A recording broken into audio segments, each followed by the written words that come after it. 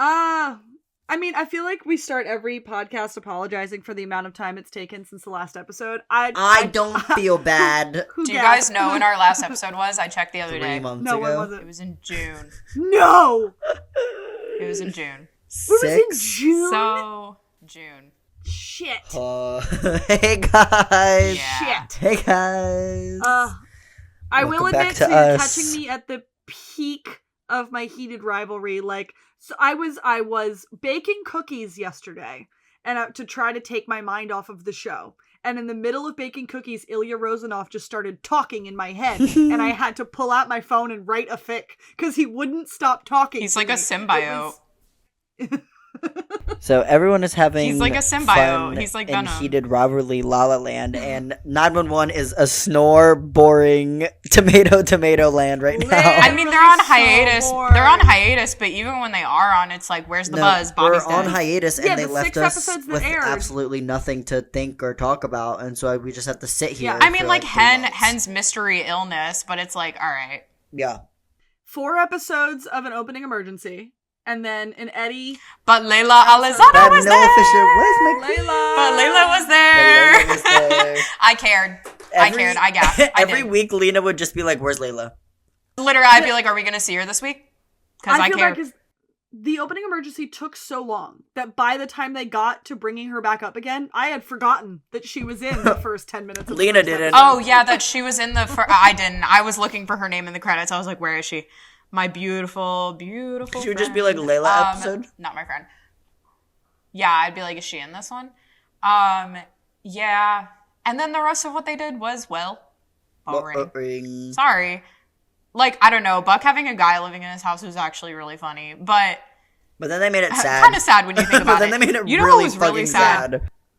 What was really sad was the fact that the missing ingredient was cream of tartar, and that's like the thing that makes a snickerdoodle a snickerdoodle. Is he really that bad at baking? No, that's not my whole thing. I was just like, did we just like everyone? You would think he would know by did now. everyone just headcanon him actually being good, and then he's actually been bad this entire goddamn time? Well, Well, he has been bad this whole time. Every other character has bad reactions. yeah, when he handed Maddie and Chim the baked goods that he made, they were like, these are disgusting. Oh yeah, Like, Chim's face or Yeah, whatever. Eddie's the only one who like eats his cooking, but Eddie was in the army, so he'll eat MREs. He'll eat anything. So he really will eat anything.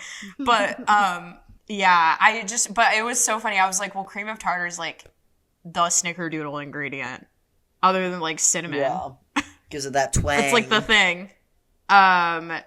And then they like forgot about Hen for a couple episodes, and then they were like, Chimney's captain now. And then they're like, I don't know. Hen's sick. People are.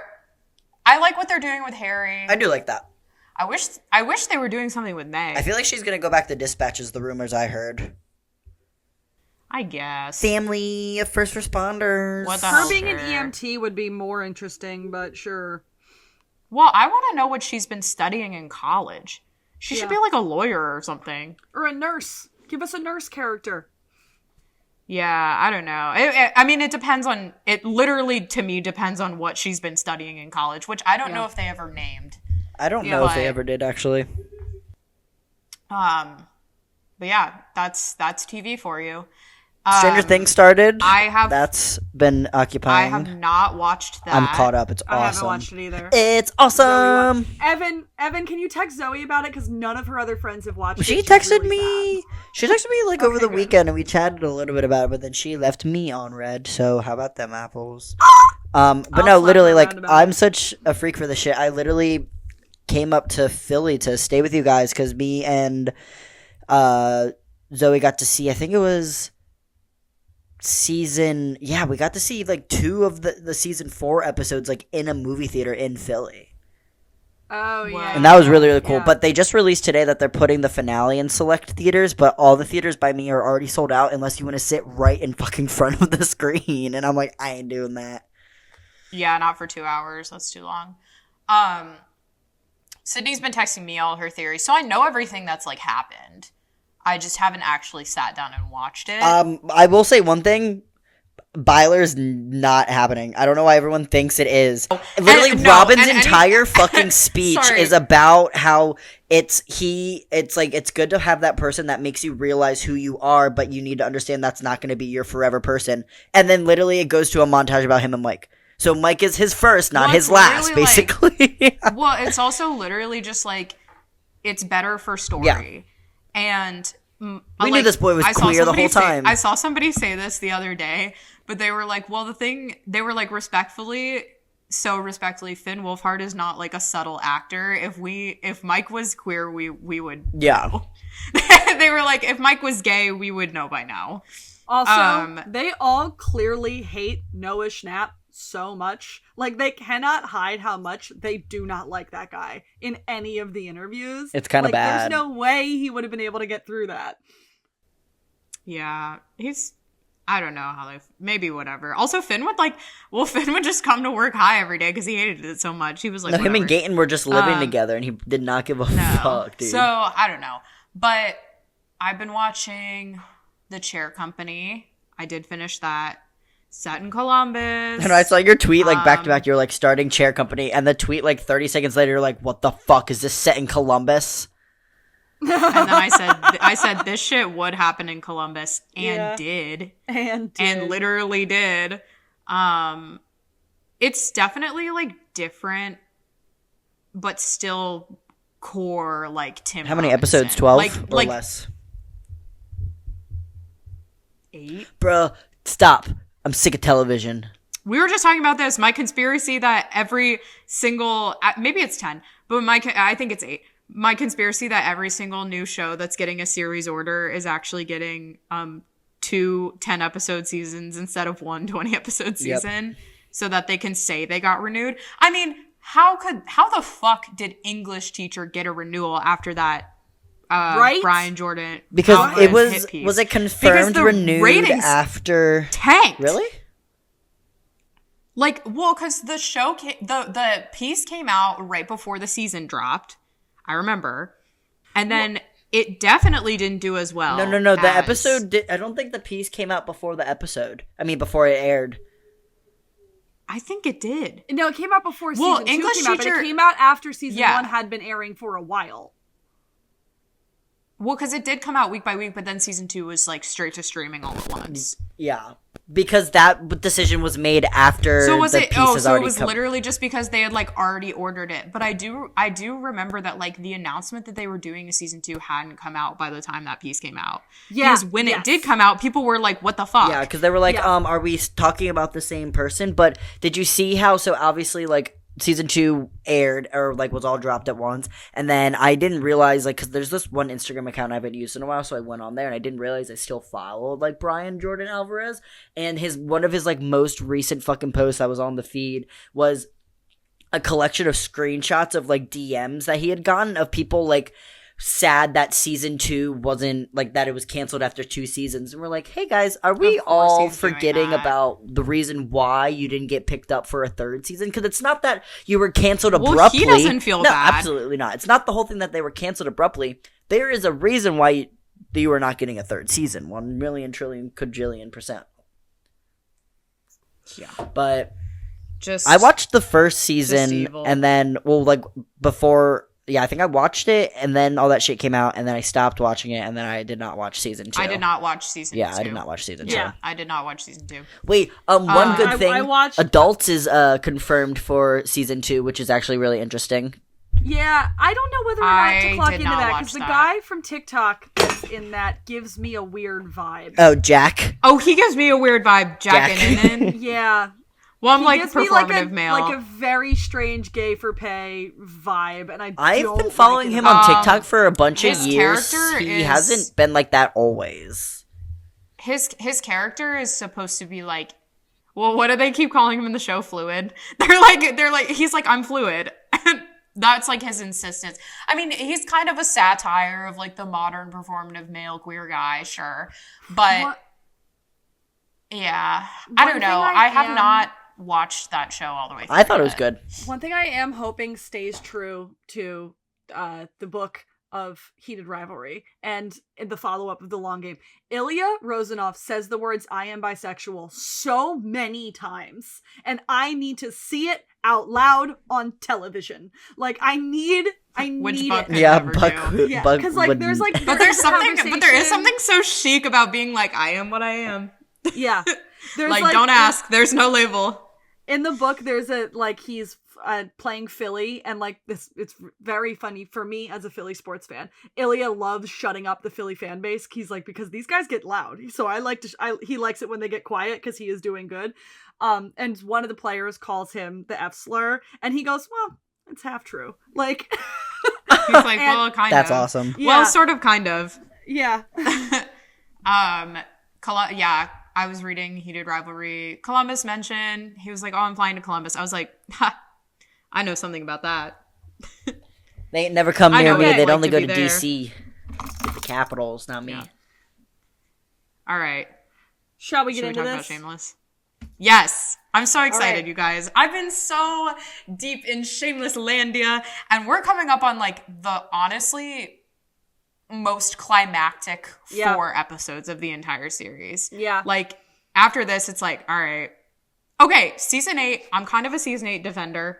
Season 9, other than what's going on with Fiona, a slog. They literally had, by the time we get to season 9, Fiona and Ian are in a completely separate series from the rest of the cast. It's like, it's tonally. the Fiona and It's Ian show, and then literally everyone like- else is having other Well, stuff. because they both had a foot out the door. They were both gone. Everyone else is like comedy time or like boring plot time. Even like season 10, it's like Ian and Mickey are in a completely different series from everybody else. They're having like real shit go on, and everybody else is La like la la. 1 episode plot. Yeah. Then by season 11, everybody's in happy shameless land. Yeah. Like season 9, Emmy was like, and well, I don't know if Emmy told them until midway through that she was done. But like Cameron went into season 9 going, wrap it up. Like, I'm getting out of here. He was like, I'm done. And that was because he was beefing so bad with her. There were other reasons. Honestly, like what he said, from what I can gather, what he said about feeling like Ian's story had kind of run its course without Mickey, like, is genuinely how he was feeling. And that is why he was like, I'm sitting down with John Wells and being like, I won't come back unless you bring Noel back too. Yeah. Well, he did and what have and Oliver tell an Stark will never actual do. story with them. Yeah. He did what Oliver But then Stark will season never do, 11 which was my character's story has run its course, and also I'm busy. He was on Gotham at the time. He was doing fucking shit. And you busy. know what? Oliver Stark, not doing shit other than that short film. Which, He's good flying for to him. London. That's what he's doing. doing. That short film. I mean, it's his holiday break. Yeah. So I'm really excited for these next couple episodes. So we should get into it. Yes, I feel really bad for the person that emailed us about season 7, episode 10 that we straight up just haven't gotten back to in a year. But like, Oh we'll my get there! god! And don't worry, I have stuff to say. I have so much to say about these episodes. Like, seriously. Okay. Let's get into it. This is episode 708. You Sold Me the Laundromat, remember? This aired on November 20th, 2016. It was written by Krista Vernoff. This is her 7th of 8 Shameless episodes that she writes. She did 303, May I Trim Your Hedges, 309, Frank the Plumber, 502, I'm the Liver, 508, Uncle Carl, 603, The F Word, 703, Home Sweet Homeless Shelter, this episode, 803, God Bless Her Rotting Soul. She's also a longtime writer and producer on Grey's Anatomy, Station 19, Private Practice, and Charmed. And she's kind of Shameless Mother, like hit after hit. Yeah, no, those are good episodes. After hit. Yeah. All great episodes. One thing I feel like I found when I was watching through this one was I was like, I feel like she has a really good grasp on Ian specifically. It's a good Ian I was episode, this watching. one. Great Ian episode. And it was directed by Allison Lady Brown. This is the first of 2 episodes that she did. It was this one and 906 Face It, You're Gorgeous, which is Galavich Landia. That's when Ian goes to prison. She also directed on Scandal, Parenthood, Friday Night Lights, Bones. She directed the Disney movie Princess Protection Program. And she also worked on Grey's Anatomy. That's awesome. It's a lady time. this- Lady writer, lady director, fun times. Lady Sode. Pretty girls. The synopsis for this episode. Fiona takes a DIY approach to renovating the laundromat. Lip agrees to go before the school board in hopes of getting reinstated. Meanwhile, Kev's trust in Svetlana wanes even further when the van goes missing. Movie van. And I said this ep bangs crazily, by the way. And I'll tell you what, So though, fucking good. what I did notice, like, with the information of what Emmy Rossum is like on set, watching this episode is like, oh, they already started to grab Fiona and put her in a different room. Separate her. Yep. Like, there gets to a point where she goes, like, episodes with, like, not interacting with other kids. It's just, like, she's literally doing her own thing, and everyone else is just doing everything else together. Like, when there's scenes, and, like, part of it is that I do think, oh, this was another thing I forgot to tell you guys. Well, I got the DVDs, and, for the entire series, and there is a director's commentary for 507, Tell Me You Fucking Need Me, with Bill Macy, who directed that episode, Emmy, and then the writer of that episode. And I cannot remember who wrote that episode right now off the top of my head, but it's like a regular exec producer, contributor. And at one point, Emmy is like, can we just like stop having Fiona jump from relationship to relationship and like try to find value in all these men? Because this is like pre her trying to like work her way up the social classes. And the writer is like, well, that's kind of her thing. Like that's her trauma pushes her to do that. And then she's like, but yeah, no, that would be interesting. Like we should explore that. So I also think part of this is that they wanted to explore what does it look like for Fiona when she's not chasing a relationship, because she doesn't chase a relationship for the entirety of season 7. Yeah. When she meet Ford in season 8? Specifically, season 8, and it's totally by accident. Yeah. Like it's not like she goes looking for it. It's specifically grabbing her from the family and putting her in a different room. Like you could, they separated the woman herself from the main cast. Can you hear anything I just said? Yeah, I can. Yeah. When there's scenes where like everybody's in the Gallagher kitchen except for her, it's like, okay, you're like, all right, cool. All right, cool. So previously on was done by Debbie with her homeless sign from when she was panhandling with Franny. And it's now rewritten to say, unwed actress, mother, and infant are starving. Please help by watching Shameless. Oh, that's silly. In the previously on, Ian bottomed for Trevor. Kev, V, and Svet are doing the topless maid thing. Lip has a hearing with the university that Ewan set up for him. Lip hates Charlie, Sierra's ex, played by Jamaican Chet Hanks, for being a shitty dad.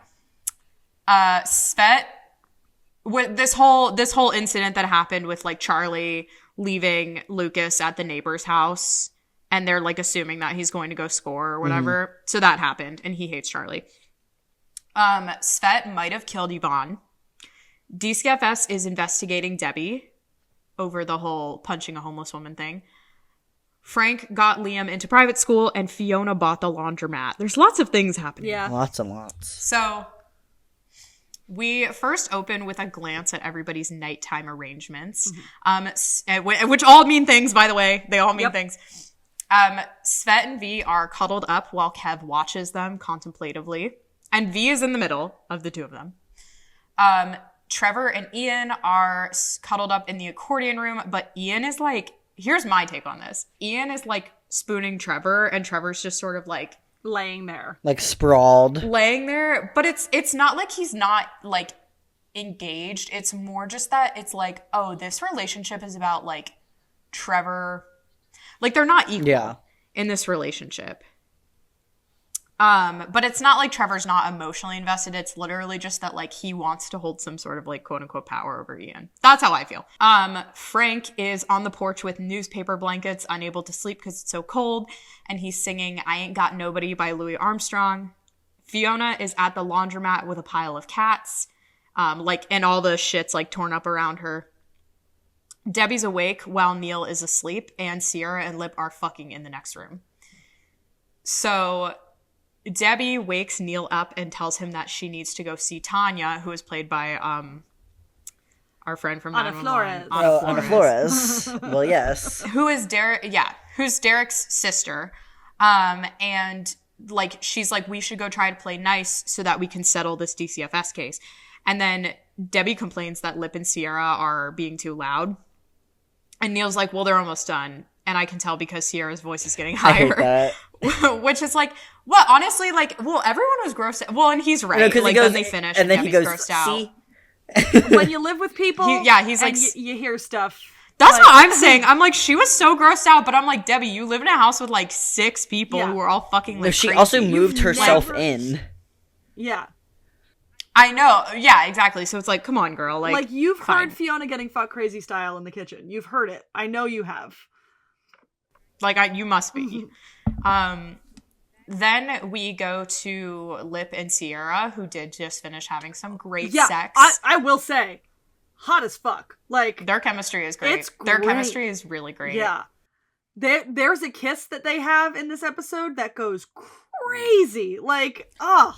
Yeah. I always forget the actress's name. Ruby what? Ruby Modine. Oh, that Matthew Modine's daughter, Dr. Brenner's daughter. I actually, like, when... I always loved her, but, like, coming back and rewatching her, I'm like, I forgot how much I fucking love Sierra and how good Ruby Modine is. Dude, Yeah, like, so she's a really good actress. Believable. So far, she's Sierra so kind of believable rocks. to me. Yeah. Sierra fucking rocks. Like, Sierra is, and it sucks because Lip is such a shit, but it's just like Sierra fucking rocks, and Ruby Modine plays her with such a rawness and a realness to me. I just think she's great. Yeah, no, like, I think she's a great actress. Like, she hasn't been in much. I remember definitely- her in Happy Death Day, and she was really, really good in that. Yeah. She's definitely the least fucked But- up of, like, any of Lip's love interests. Like, she's got her shit together, she's had a lot of and I shit like happen her. to her, but she's not fucked up about it. Yeah, and Lip, like, says this. Ooh, I just punched my mic. Lip says this to her next episode, like, we'll get there, but he's like, Lip's like, you're good for me, and she's like, so what? I'm supposed to, like, save you? Like, what the fuck are you talking about? Yeah. She's like, which I have was a wife awesome, and a kid. and everyone Like, they kind of redux this later with Tammy when, like, Lip's being a fuck up and Tammy's like, what, am I supposed to, like, pick you up because I'm the girl and you're the guy? Like, what are you, like, get your shit together? And it is kind of like the kick in the ass that he needs. So they're wrapping up sex, they're kissing after. They're now officially in a casual relationship. They've established this last episode. And she asks if Lip is gonna head out. And he asks if she wants him to, and she says no, so he does stay. So this is, like, clearly becoming something between them. That morning, Fiona wakes up at the laundromat, and there's some, like, really lovely cinematography and, like, shots this episode. There was, like, a bunch of shots of, like, all the stuff around the laundromat, like the cat clocks and, like... yeah.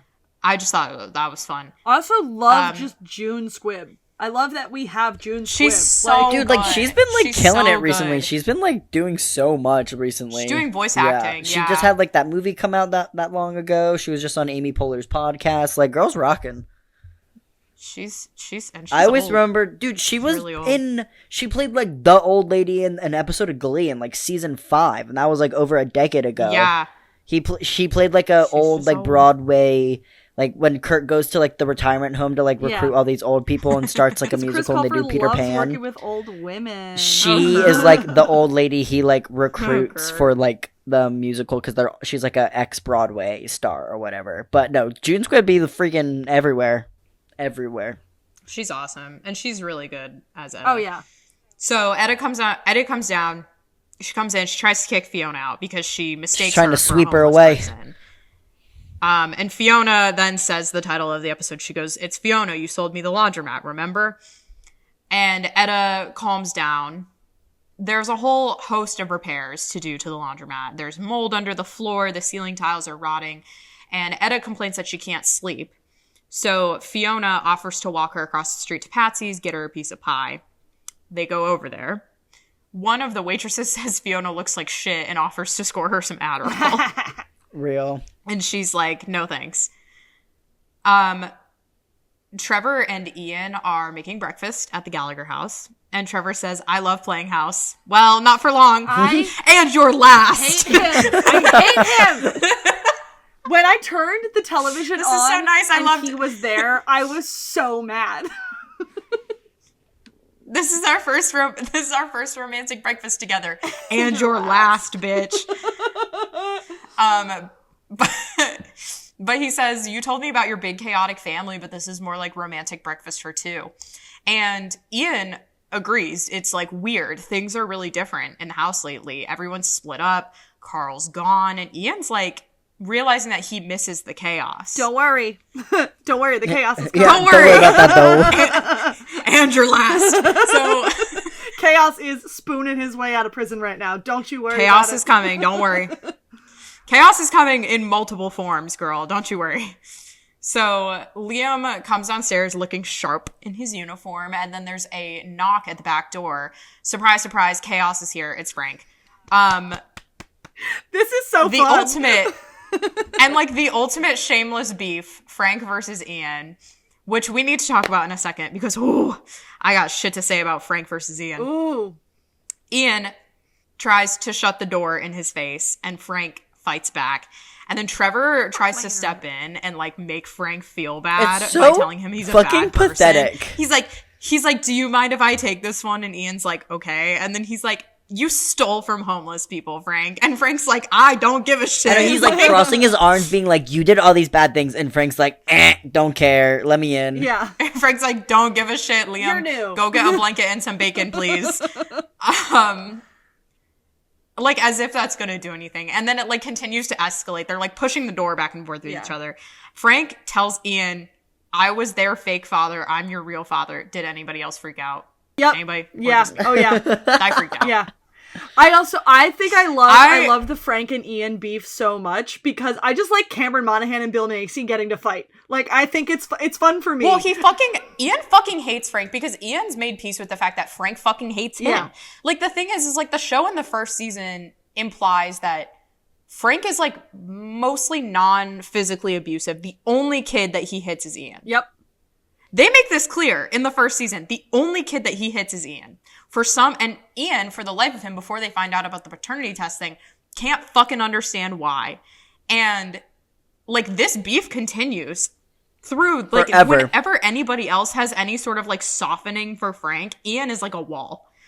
And except for the liver transplant. But I think that that's, like, partly because he's in, like, a manic state, one. So he's feeling all sorts of things. Yeah.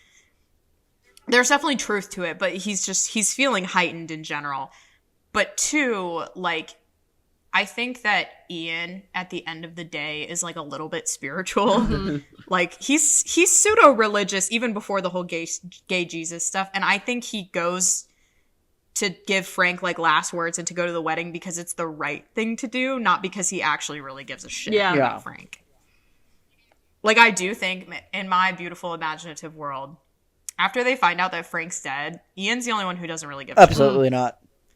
I think it breaks something in everybody else, and it's a nice reverse to what happened with Monica, where it's like, nobody gave a shit except Ian. It's like, I think that would be a really great reverse if they ever did that. And it would also be a nice thing for, like, Mickey to touch on with him, because, like, Mickey also hated his fucking father, but when Mickey's father died, it, like...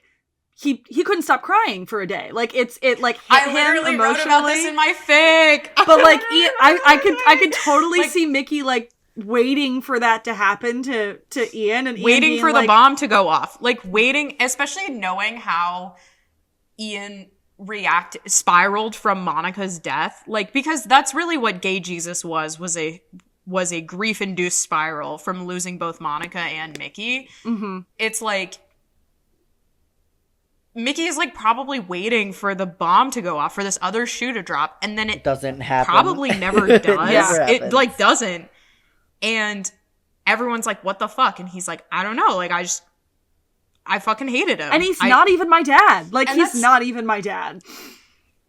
And that's the thing too, is like Ian is like even confused when Mickey's crying after Terry dies. But at the same time, Ian is still like morally a good person, because when Terry comes home and Mickey's sort of like relishing in his pain a little bit, Ian is still like, I wouldn't wish this on anybody. Yeah. Like he's still... You can recognize that it's still fucked up, but like being like, I don't care. Right.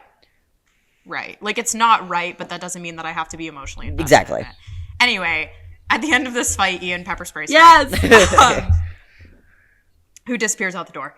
And he turns back around to Trevor and he's like, Gallagher House. And then Trevor goes, as advertised. Shut up. Literally shut up. Sorry, I'm a hater. I hate Trevor so much. I hate him so much. I was looking back at like my old like blog archives and Instagrams, and I was like, at the time, I was kind of like going to bat for Trevor in such a weird way. Like I was because you were like, yay trans like, character. You were like, yay. That was literally what it was. I was like 17. I was like, yay trans character. Like, this is so good. You know, whatever. And then now I'm like, in fact, it's actually great that we have a trans character that I fucking hate. I'm like, we have a trans character who I fucking hate, and I don't hate him because he's trans. That's like the last thing on my mind. I hate him because he just fucking sucks, dude. I hate him and it's he's great trans. Representation. It's awesome. I hate him and also he's trans, and the show won't stop reminding me. But I feel like at the time I was really going to bat because I was like, well, guys, clearly this is not where Ian lands. I was like, this is doomed. Like, they're not. It was set up never to together. succeed. Yeah. It's like me with Tommy on Army One. I don't hate him because he's ugly. I hate him and he's ugly. I don't know what to tell you. I love him for story. I'm actually, I'm like weirdly changing my tune on Tommy. Not actually changing my tune because I don't, obviously, I'm like, well, they shouldn't have brought him back because he's fucking racist. Yeah. But like, I heart plot devices. I'm sorry. I'm like, as an obstacle that sort of like stands in the way of Buck and Eddie and gets his self-respect beaten to a pulp when he tries to get Buck back. It's like kind of awesome. The fact that he like stole the helicopter again for Buck, it's like, dude, do you have any self-respect?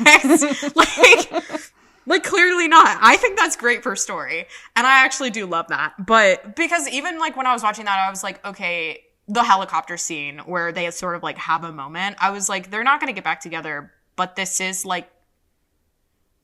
also a nail in the buddy coffin. Yeah. Unfortunately. Yeah. So. I mean, the ultimate nail in the buddy coffin is that Ryan Guzman is homophobic, and that's why it's never going to happen, but like, we can. Well, yes. Yeah. Well, yes. Debbie is cleaning up the apartment. I'm keeping that in. She's like transition. Well, yes, this transition. Whatever. Debbie's cleaning up the apartment and slamming doors and like stomping around, and Lip is just kind of like, what the fuck? And Debbie complains about not getting any sleep. And Lucas is like, well, I didn't hear anything. And she's like moving shit around in the house and really getting on Sierra's nerves. Cause she's like, just like moving shit from one drawer to another and being like, it doesn't make sense the way you had it. And so Lip like kind of pulls Sierra aside. They're both headed out the door. And he calls Debbie a dog, pissing on her territory. And then Sierra's like, a dog would be more subtle. And then she says that she's already looking for another place. Because isn't it? It's Neil's place that he got from like the government, right, for his accident. Well, yeah. So Neil is on disability because of the getting hit by a bus accident, and he gets a lot of money like because I think he got hit by a city bus. It might be like a stabilized apartment too. Yeah, rent stabilized. Yeah. And Sierra, well, and that was the thing was before this. I mean, Sierra was Neil's full-time caretaker before Debbie came along. Yeah. So like it's not like, oh my god, it's not like she's really been like freeloading there. It's like she has an ex and a son and she takes care of her brother full-time. Like she's not a moocher. Whatever. Also, they're siblings. They're siblings and this is the family show, so whatever. But she's walking Lip out the door. Lip opens the door. Charlie's waiting on the doorstep. And Charlie tries to explain what happened, but Sierra doesn't want to hear it. And like I had a weird side note here, just noticing they have Lip in red, and I feel like we never see him wearing red. You're right. Like think about it. I was like, but I couldn't figure out what exactly it meant. But because it's not like he blows up or anything in this scene, but it's like it's interesting because Sierra and Charlie are also dressed in red. And I don't know if that's something that the costume designer like purposefully did either. Like, oh, Lip doesn't wear certain colors, but we never see him in red. I was like, this is so weird. Yeah, I feel like he's always in a lot of neutrals. He's in like neutral. They're kind of all of them. All of them are like none of them ever really wear much color. Like they're all in like neutrals. Fiona would always wear like a pop. Usually cool. Fiona and V wears. Oh, she wears like neon. She literally wears neon. V only wears color. Highlighter yellow neon. And Svetlana wears some color, like the girls do, but the guys wear like it's like plaid shirt, khaki pants. Like they're very plain in their Sherpa jacket for good reason. Like they got to buy stuff that matches so that they can, Anyway, so Lip tries to step in on Sierra's behalf, and she tells him to stay out of it. And then she goes back inside, and Charlie and Lip exchange like a tense look. Yeah. It's swipe number one. It's the first swing. No, literally. Yeah. Outside the Gallagher house, Frank is rinsing his eyes out with the hose, and he says, "Pepper spray is an excellent reminder for never fighting with a cocksucking redhead." Jesus.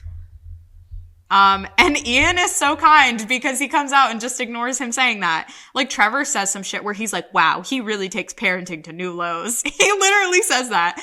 And Ian just ignores it. And he's like, "Come on, Liam. Like, let's go to school." Ian is so kind. And Frank demands to take him. And Ian refuses. And he says, "Fiona says I can take him." And Ian says, "Fiona's not in charge anymore. I'm in charge." And I say no. Yay! Yay! Ian refuses to let Frank go with, and then Frank says that he'll just come with them either way. Mm-hmm. And so Ian's like, okay, fine, he's probably not bullshitting. Like, and it's easier to just threaten the shit out of him than to fight. Yeah. And I wrote, Ian looks so fine here. Mickey, do something. He's working on it. He's working on it. He's working on it. Don't worry. Really, I wrote, Ian is so fine. Mickey, do something. Back at the mat, Fiona is demoing the floor with like a spatula. Like, she's trying to tear this tile up with a spatula. And Etta comes in with one of the Patsy's night shift waitresses, who's clocking out, and says that they're going to lose business because they're still closed, like the laundromat will. Yeah. Patsy's is popping at night, according to this waitress, but they do miss having Fiona around. So Fiona asks if she'll stay and help out with the demo, but she can't pay anything, so the waitress says no. Yeah. Some guys come in to deliver huge flat screen TV to Etta, and then Fiona questions Etta's spending habits, but Etta's like, well, I don't have any kids to leave anything to, so why not just, like, spend all this money? And Fiona, like, probably feeling that her money is just going to waste, just starts, like, wailing on the floor. Yeah. like wailing as in, like, beating the shit out of the floor. Outside Kevin V's house, Kev discovers that the titty van is gone. And he goes inside to report it to the family, and Svet says that it's fine. It was insured, and she already reported it. And doesn't she, like... And this is news to both... Doesn't she, like, wink at them or something, or no? Yeah. Yeah, but, like, it doesn't land for Kev, because he's dumb. But this is news to both of them. So, like, obviously Svetlana organized for it to be taken so that they could pocket the money. And Kev leaves because he's like, I don't know what's going on here, but, like, something's off or, like, something's suspicious or whatever. And he, like, goes upstairs to get dressed. And V gives Svet a look. And Svet's like, well, we made good money on the insurance. Yeah. And V says that she should have asked Kev first or talked to him about it at least because he loves that van. Yeah. But Svet says that he doesn't want to talk to her. And V thinks Kev will come around. This dynamic is so good. Yeah, to me. Like, them both being in love with V, and V's in love with both of them. Mm-hmm. But she loves Kev more. Mm-hmm. And, like, they address this in a scene with Kev and Svet later, but, like, Kev and Svet coming to this agreement where they're like, we don't love each other, and we don't have to love each other because we both love V. Yeah. We just have to like each other enough and be sexually attracted to each other, and that's fine. Yeah. I loved it. I was like, this is so interesting. This was one of the most interesting things they ever did with Kevin. Yeah. The throuple dynamic? In my humble opinion. Yeah. Oh, absolutely. Well, and the fact that, like, Svetlana is, like, a lesbian. Yeah, through and through. Svetlana could give less of a shit about Kev. Yeah. And she's like, well, the dick is fine, like, whatever. But I mean, she really does care. I don't know. Well, going back to the Wendy's conversation, she's like, Burger King, McDonald's, Wendy's. One, maybe both. Yeah. Who knows? Shit, maybe we go to Wendy's. I do think that, like, she definitely doesn't fall in love with men. Yeah. I think she's been traumatized too much by them. Yeah. there's some crazy stuff that happens with her. I love me a Russian redhead named season 8. Svetlana. I love me a Russian redhead named Svetlana. Oh, some gay guys in a Svetlana? Interesting. Everybody's lobbing fanfic allegations at Heated Rivalry, but they failed to miss the real one. Oh, let's get married for citizenship. It's like a business deal. That's literally what Mickey and Svetlana were doing. Blueprints. The blueprints. So on the way to school, Frank tries to get some additional information on the household dynamics from Liam. And Frank literally says it best. Without Fiona, this family is adrift. Mm-hmm. And that's literally what we see happening after season 10 as well. Everybody starts splintering apart immediately. Yeah. But for now, they need stability. And this is Frank's opportunity to prove himself as a worthy member of the household. At Derek's house, Debbie attempts to make nice with Tanya. As a gesture of goodwill, she offers to let Tanya meet Franny. And she says, "Oh, she looks just like Derek." And Debbie was really weirded out when she said that. Redhead, that is a blue-eyed redheaded baby. white baby. White baby. Like, come on now. Tanya invites her in to meet her grandmother, Celia, like Derek's mom, and Debbie accepts. At work, Lip deals with nasty dishes, dirty diapers. Like, he's kind of just, like, over it. And Ewans calls him and says that Lip needs to make a decision. Is Ewans going to cancel his office hours so he can testify for him in front of the school board? Lip told Ewans to cancel this meeting with the school board, but Ewans didn't listen because he knows that Lip is stubborn but not stupid. Plus, he owes him $20,000 for rehab, and he's like, you're not going to pay that back on a dishwasher's salary anytime soon. Mm-hmm. And, like, the rehab comment's so funny because it's, like, as if it worked. Yeah. Like, he's drinking. Yeah. But Lip, because everything is about pride, takes the challenge anyway. So he's like, fine, fuck you, I'll go. And Ewans asks, is fuck you the new thank you? And he says, yep. Ewans tells him to bring a character witness. And Sierra, like, overhears this conversation. They flirt in the kitchen. She's happy that he's going to the hearing. And I wrote down here they had crazy chemistry. She's, like, so cute. Like, she's so bubbly around him. And the way she talks to him is just, like, no one ever has talked to Lip like the way she does. Did you mention, did she date Cameron? Yes. Her and Cameron dated for, like, a long time. And her and Cameron share one single scene. Like speak one line to each other in the entire, like, time that she's there. I do think, if memory serves me right, like, she was still on the show even after they broke up. Yeah. Because she hangs around for a while. She's there through the entirety of season 8. And I feel like, if my memory is correct, which it might not be, they were broken up by that point. So, that's awesome. Yeah. I don't think they start, because she shows up first in season 6, or is it 7? Or did she show up for the first time this season? Yeah, because remember, Fiona hires her after she does a clean. Because of Neil. She hires her when she's doing, like, a clean sweep of the diner. Remember? Yeah, she first shows up in season 7. But, like, God, it felt like she was around there forever. But yes, she and Lip, like, they have really good chemistry. I really enjoy them as a pairing.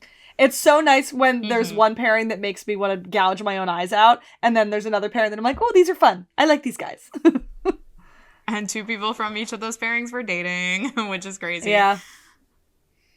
At the alibi, Kev finally figures out the titty van scheme. Like, it just clicks in his head.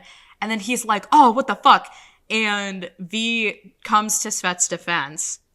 But Kev is not happy, and he's upset that V doesn't seem to be concerned about Svetlana's secret keeping. Like, one after another. And he's also upset that she stepped outside their relationship in their bed. Yeah.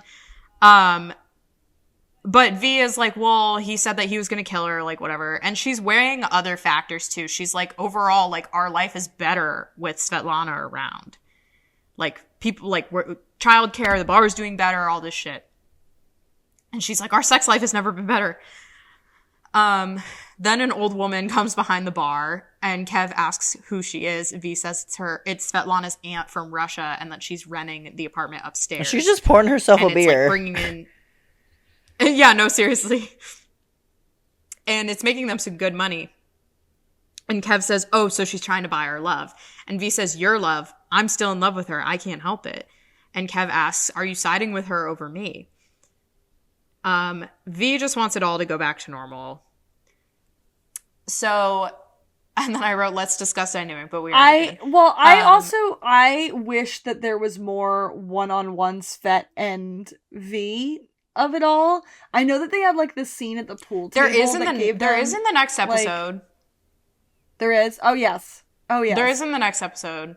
And there is some, like, later... Well, because the thing is, like, when it all sort of blows apart, like, V takes it extremely rough. Personally. Like, so much more personally than she should have. Like, she's legit heartbroken over this relationship ending. Like, she was for real in love with her. And so is Svetlana.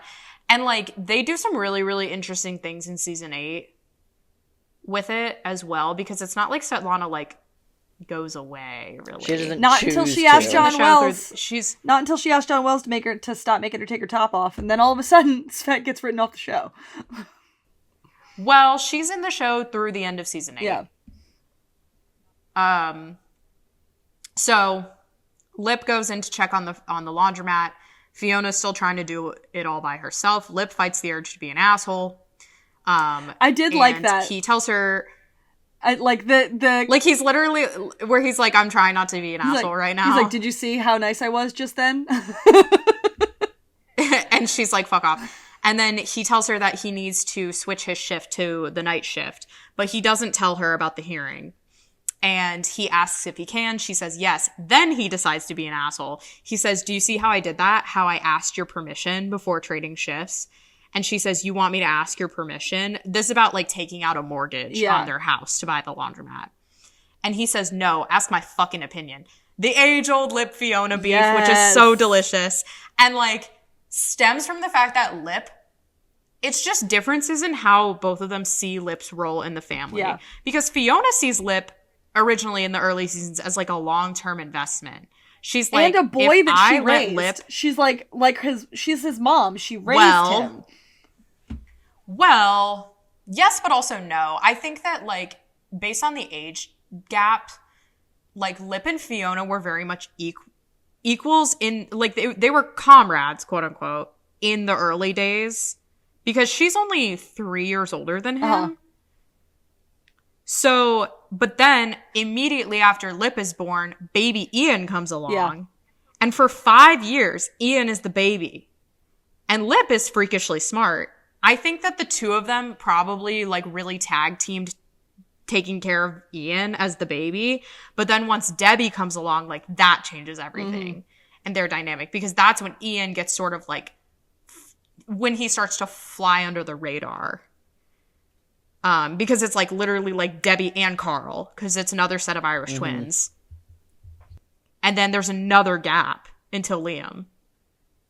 Like, it's so interesting. But, like, Fiona sees Lip as, like, a long-term investment, because she's, like, one thing that really stood out to me when I was going back and rewatching, because I've been rewatching a lot of the earlier seasons, is, like, Fiona's insistence that Lip's job is school. And, like, yeah, he runs schemes on the side, but, like, everybody else to contribute money to the household has an actual job if they can get one. Lip's job is to go to school because they think that that'll be, like, the return on their investment later will get them all into a better situation. Whereas Lip is, like, very kind of short-sighted, and he, like, getting out of the neighborhood's too much pressure for him. So he just wants to be dad of the family. He sees himself as Fiona's equal. Fiona does not see him as an equal. She sees him as the eldest son, and even more, like, an investment that they're making. Yes. As a family. I can't wait to hear... It's so good, because... I can't wait to hear these entire thoughts when I edit this later, because my internet is the dumbest thing ever. Oh, classic. More men arrive to deliver a hot tub, and it's like, where the fuck are they going to put that? Yeah. So things are, like, going from bad to worse for Fiona. And she almost goes Fiona on the delivery guy. I'm starting to use going Fiona as a thing again. Going Fiona. Where when she has her rage moments because of the Hall of Shame that they did. So she almost goes Fiona on the delivery guy, but she pulls back. And the guy feels bad, like, because Etta has dementia, and he's going to take the delivery back, but he's like, you should really take her credit cards away. Or else, like, this will keep happening. Yeah. A brick flies through the Gallagher kitchen window, and Frank climbs in, cranks the heat up, and then starts doing chore stuff around the house. And it's more, like, disgusting and difficult than he thinks to clean up the household. I do like when he is accidentally helpful, when he's, like, he's trying to get something out of it, but, like, no, actually somebody did need to do the laundry and clean the floor and, like... Right, and the reason, and the other thing is, like, the reason that this shit isn't happening is because Fiona has her own shit going on. And so it's like, oh yeah, the house is, like, he's literally right, like, Fiona... being more out of the household, the house has fallen kind of into like disrepair because that's not her job anymore. Yeah. So somebody's got to do it. Because the rest of them have been conditioned to not. Do jack and shit. on top of that, like Carl probably didn't do that many chores, but like Carl's not Carl's even there not to take some home. of the Debbie load has a off. baby. Ian is doing Ian things. Lips. Ian's an EMT, like working 24-hour, 48-hour shifts. He's barely home. And he has a boyfriend. Lip is drinking. And at like, Sierra's and at work. Like nobody's doing shit around that house. Yeah, Debbie doesn't even live there right now. Yeah. Debbie's at Neil's. Ian really is the only really It's like, Ian and consistent. Liam. Yeah. all right, Ian, fucking It's pick like up. Ian and Liam home. Oh my god, there's a lot I'm to kidding. there. I'm kidding. Back at Derek's house, the I think their last name's Delgado. I've been referring to it as like the Delgado house later. Okay. Back at the Delgado house, Tanya and Celia are playing with Franny, and they tell her that Derek wants to meet Franny, but he's not coming home from army anytime soon. And Debbie's like kind of disappointed at this, that he's not coming home anytime soon. And Tanya offers to take a picture to send to him, but then she takes it like without Debbie in it. Like she like crops her out of the, which is so sick and twisted. I was like, dude, that's her baby. Like, whatever. Lip arrives at Ian's station, and Ian is stalking the ambulance. And he tells him about the hearing, and he asks if he can be his character witness. And it's like really interesting that he goes to Ian and not Fiona for this. But, like, of course it is, because, again, it's the age-old Fiona and Lip beef, where, like, they can't actually be complimentary of each other. Yeah. And, like, Ian's got the uniform and, like, looks respectable and, like, has an air about him. Ian's right. And also Ian is, like... And Ian's a softie, and of course he'll say yes, so he said yes. Frank is doing laundry at home, and the laundry machine starts shaking, and I wrote down, this is the Jimmy Steve ghost. Back at the house, Svetlana is making fake passports for Russian prostitutes. And one of the prostitutes is wearing one of Fiona's shirts from a previous season. This is something I really started noticing in the later seasons, is the recycling of wardrobe. Yeah, they had $4. I was like, the lights were flickering. Why is everybody wearing Mickey shirts? Why is everybody wearing season 3 Fiona at wardrobe? Anyway, they start arguing, Svetlana and Kev. And Svet says that the titty van sucks. And Kev's like, well, I still love it. I also think some of these other women are wearing Veronica's clothes. Yeah. Anyway. Kev gets upset. I do like in this conversation that he's like, I have had that van since before I ever fucking met you. Like, that was my fucking van. Right. And not just that, but like the hours of artwork that he did on it. That's the ice cream truck. That's the truck that, like, I love that they remember the ice cream truck. But it's like, that's the ice cream truck that, like, him and Lip were selling shit out. Yeah, no, literally. Way back in season 2. It's an omen. That was huge. And Svet sends all of the Russians away so that the two of them could talk. Back at the laundromat, Fiona is still clearing debris out. Etta comes back with some shopping, and Fiona tries to talk to her again about her spending, and tells her to cancel the hot tub order. Fiona is, like, frustrated. Etta goes upstairs, like, leaves all her bags sitting there, and she sees Etta's purse sitting unsupervised. So she takes the credit cards out and kind of, like, has a moment. Like, you're sort of sitting there and you're like, okay, is she gonna cut them? Like, what's she gonna do? Well, it feels like she moves to them with the intention of like, let me cut this and cancel take the card. them away. And then she goes, well, now wait a minute. Well, now wait. Yeah. I have all this. I have the credit card. Frank back home is attempting to fix the washing machine. It flops badly. It starts like spewing water all over the place. Svet takes Kev, which is like the death of Jimmy Steve forever. Yeah. Svet takes Kev to a church where the titty van is being kept. And they have like a really funny exchange about Gemma talking where she's like, Gemma said this morning. And he's like, well, fuck you, because she said a whole sentence to me. She was like, Gemma said dog yesterday. And he was like, yeah. She was like, well, yeah. He was like, well, she said bear and lamb and all sorts of other things to me. So fuck you. Go fuck yourself. But anyway, she says, you love V. I love V. We don't need love, me and you. We need like and desire. I still like you, even though you are a douchebag when angry, and I still desire you. And then she grabs his dick and she asks, do you desire me? And he folds. He forgives her. Mm-hmm. Back at Derek's house, Debbie is trying to talk herself up to the Delgados, and she's like, look how well I'm doing. And they sort of like decline to drop the DCFS suit. But Debbie like starts begging, and they're sort of just not receptive to it. Well, she's like, actually, no, she's like, come over, see my house, like, see how well I'm doing. And they're like, oh, I don't know. And then she's like, please. So now we're at Lip's appeal hearing, and Ewens vouches for Lip, and he says he's got the kind of mind we don't see every day or even every decade.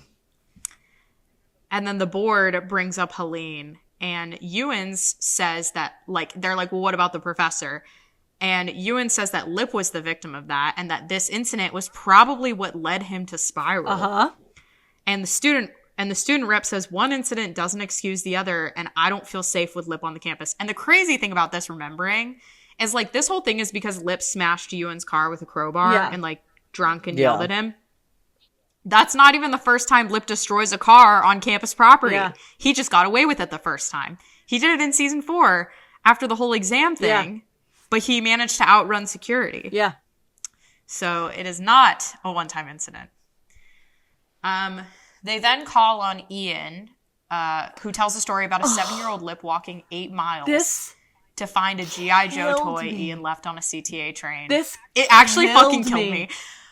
I love getting lore drops. You Like during the custody hearing, Fiona doing the whole like Ian with a fever story. This was the equivalent of that story makes me go crazy. The fact that the lore drop that Ian, like, because there's multiple, by the way. Yeah. There's multiple indications that Ian was chronically sick as a child. Like, always caught colds. And, like, because Fiona also mentions in a later episode, I think 712, she's like, I stayed up all night with Ian when he had chicken pox. So it's like Ian is a chronically sick kid. And it's just really interesting when you think about how he throws himself into physical shape. Didn't Frank at some point imply that Ian was born like with a meth addiction? Yes. He says it in season 8. Ian says something, well, they're like, they need Frank's help. And Frank's sort of like, no, I don't really want to. And then Ian's like, well, because he's like, I'm new Frank. Yeah. I'm a new man. I'm a changed man. And Ian's like, well, if you don't help us, I'm going to take a tire iron to old Frank. And Frank says, you've been a drama queen since the day you were born, Ian. You wouldn't stop screaming until you were fully detoxed. Yeah. And Ian just doesn't even really say anything about that. He's just sort of like... That's a crazy line. Yeah. Crazy line. And it's like, oh my God. Like, guys, I feel crazy. You guys need to read this one fic. It's technically 2. There's one called Redheaded Stepchildren. Uh-huh. And it's a Debbie point of view, but it's character study of Ian. And there's a sequel called Irish Twins that's about Ian and Lip. Ooh. That is so fucking insane. Like, changed my perspective on how Lip sees Ian. And, like, this was written between seasons 4 and 5 airing. So it was, like, during the hiatus between 4 and 5. Way back when. Somehow... And I feel like I've mentioned this. Is the person who predicted a couple things, right? They predicted, like, EMT Ian. Somehow they fucking predicted the suitcases. like A Ian, manic, like, not manic in so many airport senses, suitcases? not in so many senses of the word, but like basically what happens in it is like Lip has a dream about Ian because they in this world, because this was like before season 5 aired, after Ian's first low, he immediately goes to the hospital and starts getting treatment. And so like it's an explanation of that because it's like then it causes strain between him and Mickey. So it is not canon compliant, but only because it was written before canon happened. Mm-hmm. And he weirdly on the nose, like he has like Lip like has a dream about Ian, and he wakes up in like a cold sweat, and it's like something related to suitcases, and then he like sends a text to Ian where he's like don't buy any suitcases or something like that, which is just fucking crazy. I was like, there's no way that this could be real. I was convinced that this author got hired. Yeah. The more that I was reading, well, and it's so well, this fic is so well written. The more I was reading it, the more I was like, this person got hired. Straight up. I was like, they became a writer on the show. I don't even give a shit. No, Like, I feel like just that's what literally happened. what you texted me because you were trying to. I think you literally wrecked me to read this fic, and I didn't. I've recommended this And fic you were to like this person, so like, many and people. then this person disappeared. You were like, they had to have gotten hired. Well, they just stopped blogging in like 2018. But I was like, so really they didn't like disappear. But like Jesus Christ, period.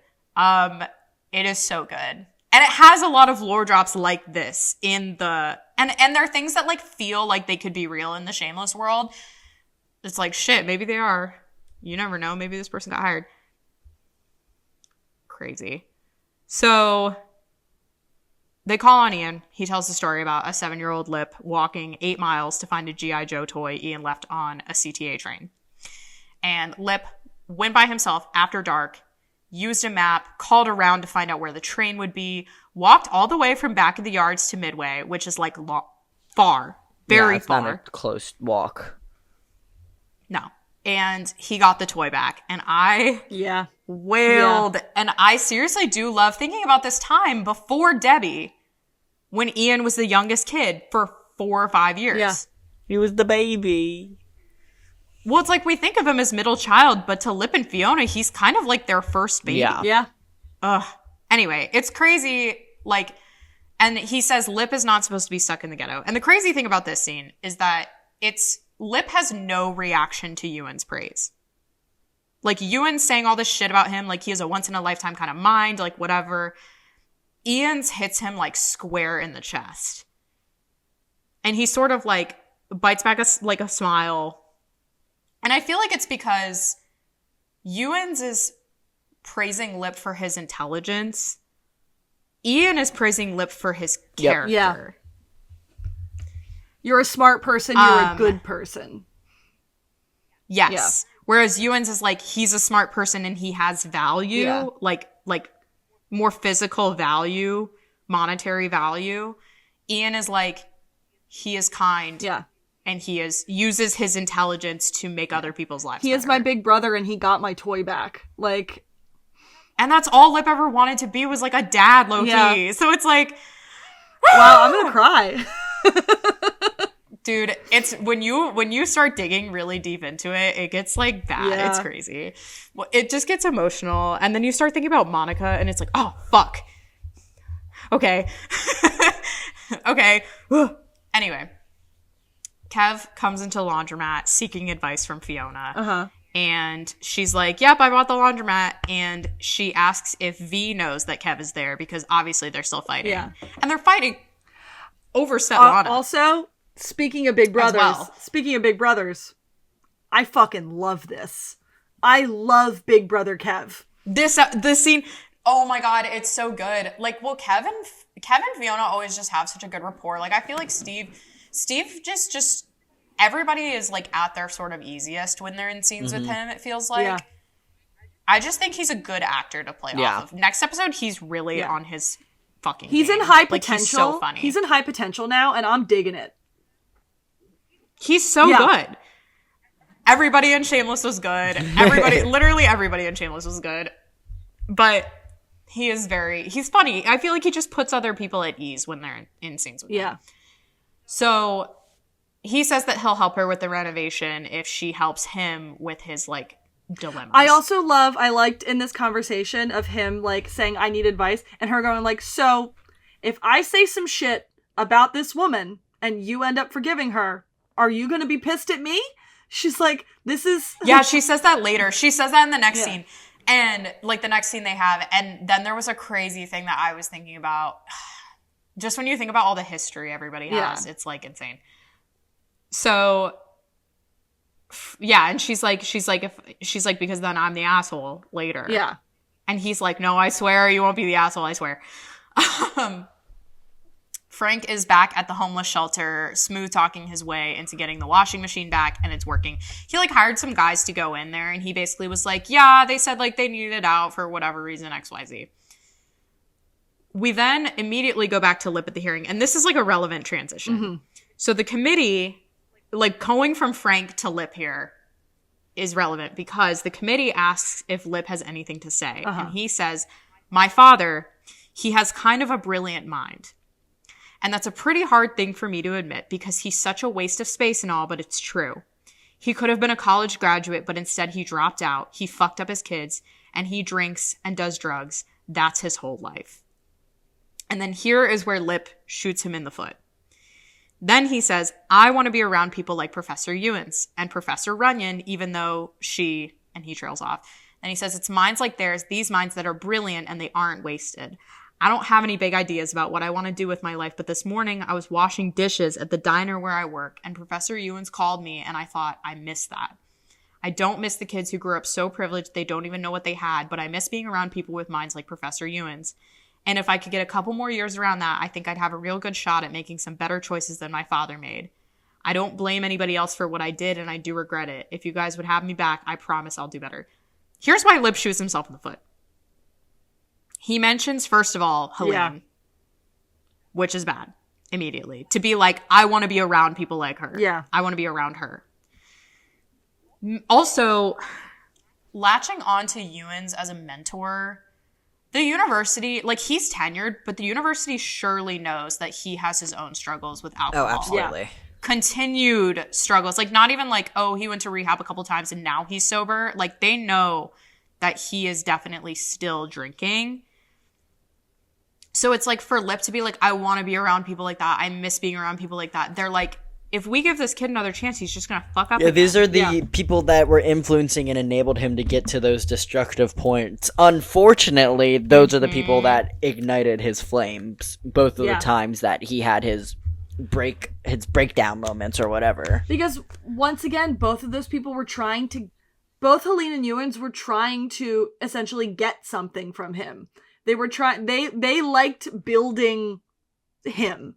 They liked, like, being involved in building of him, and he so heartily rejects that. That's why he and Fiona are always at each other's heads, because she's trying to build him too, and he's like, fuck you, stop doing that.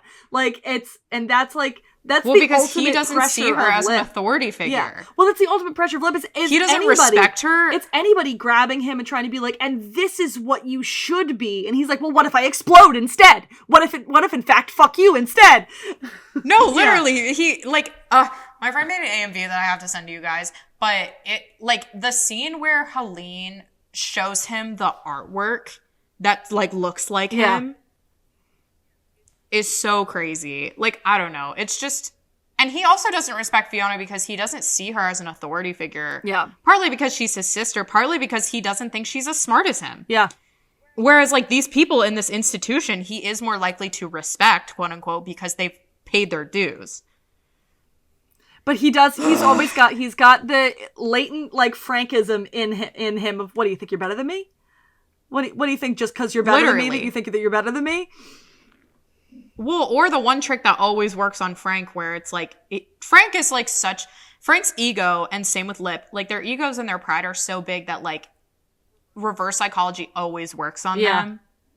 Where it's like, fine, I won't do it, or like, I won't give this to you, or fine, I will give it to you. And then they're sort of like, they want to run in the opposite direction.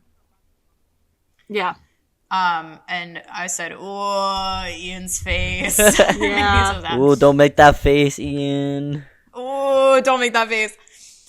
Back at the mat, Kev and Fee are working while he gets her 2 cents on the Svet situation. And I said, bruh, it must be so nice to have this big fucking guy come in and help you after all that work by yourself. Like, he's lugging shit around like it's nothing. Yeah. Kev says that V might be in love with Svet more than she is with him. And Fiona is, like, not happy about that. We remember her season 3 crash out over Cheryl, where she was like, you two are the only thing who makes sense in this fucked up world. So Fiona is like not sure what to say. She's afraid to shit talk Svetlana because if they make up, she's the asshole forever. But Kev just wants the truth. And Fiona says, I never trusted Svetlana, not for a single minute, not since the day that I met her, because I was raised by a con artist, so I know one when I see one. And I said, Jesus, 500 new textures added to the season 5 domestic verse Ian and Mickey. Fiona was fuming that Ian was living over there. Yeah. Because she fucking hated Svetlana. And before, like, all the mental hospital shit, she didn't even really like Mickey. She fucking hated Mickey. And then even after she comes Mickey around was on Mickey. there, even after Mickey helped Ian and was clearly a rock for him, even after that, she's like, she comes Mickey. around. Fuck that guy. Yeah, like, she comes around, but then, well, but this is the thing, right? Because Fiona's, like, this is her core trauma, is everybody always leaves. It's what she says to Jimmy and Steve. Are you going to leave? Everybody always leaves. In her head, everybody always leaves. And so she does come around on Mickey when it seems like he's left and then he's back to stay. And then he gets himself arrested in her mind, like he got himself arrested. She's like, everybody always leaves. Everybody's always fucking unreliable. So that's why she, like, turns on Mickey again. But she did come around on him for a second. I think everybody did after the mental hospital. Oh, yeah. When he came back. Him and Kevin V had their whole own dynamic that was able to, like, stem from all of that, too. But Fiona misses V a lot. And but, like, in my opinion, she did kind of need that kick in the ass about making their friendship all about her. Because this whole fight is because V is like, you make everything all about yourself. You won't even listen to me.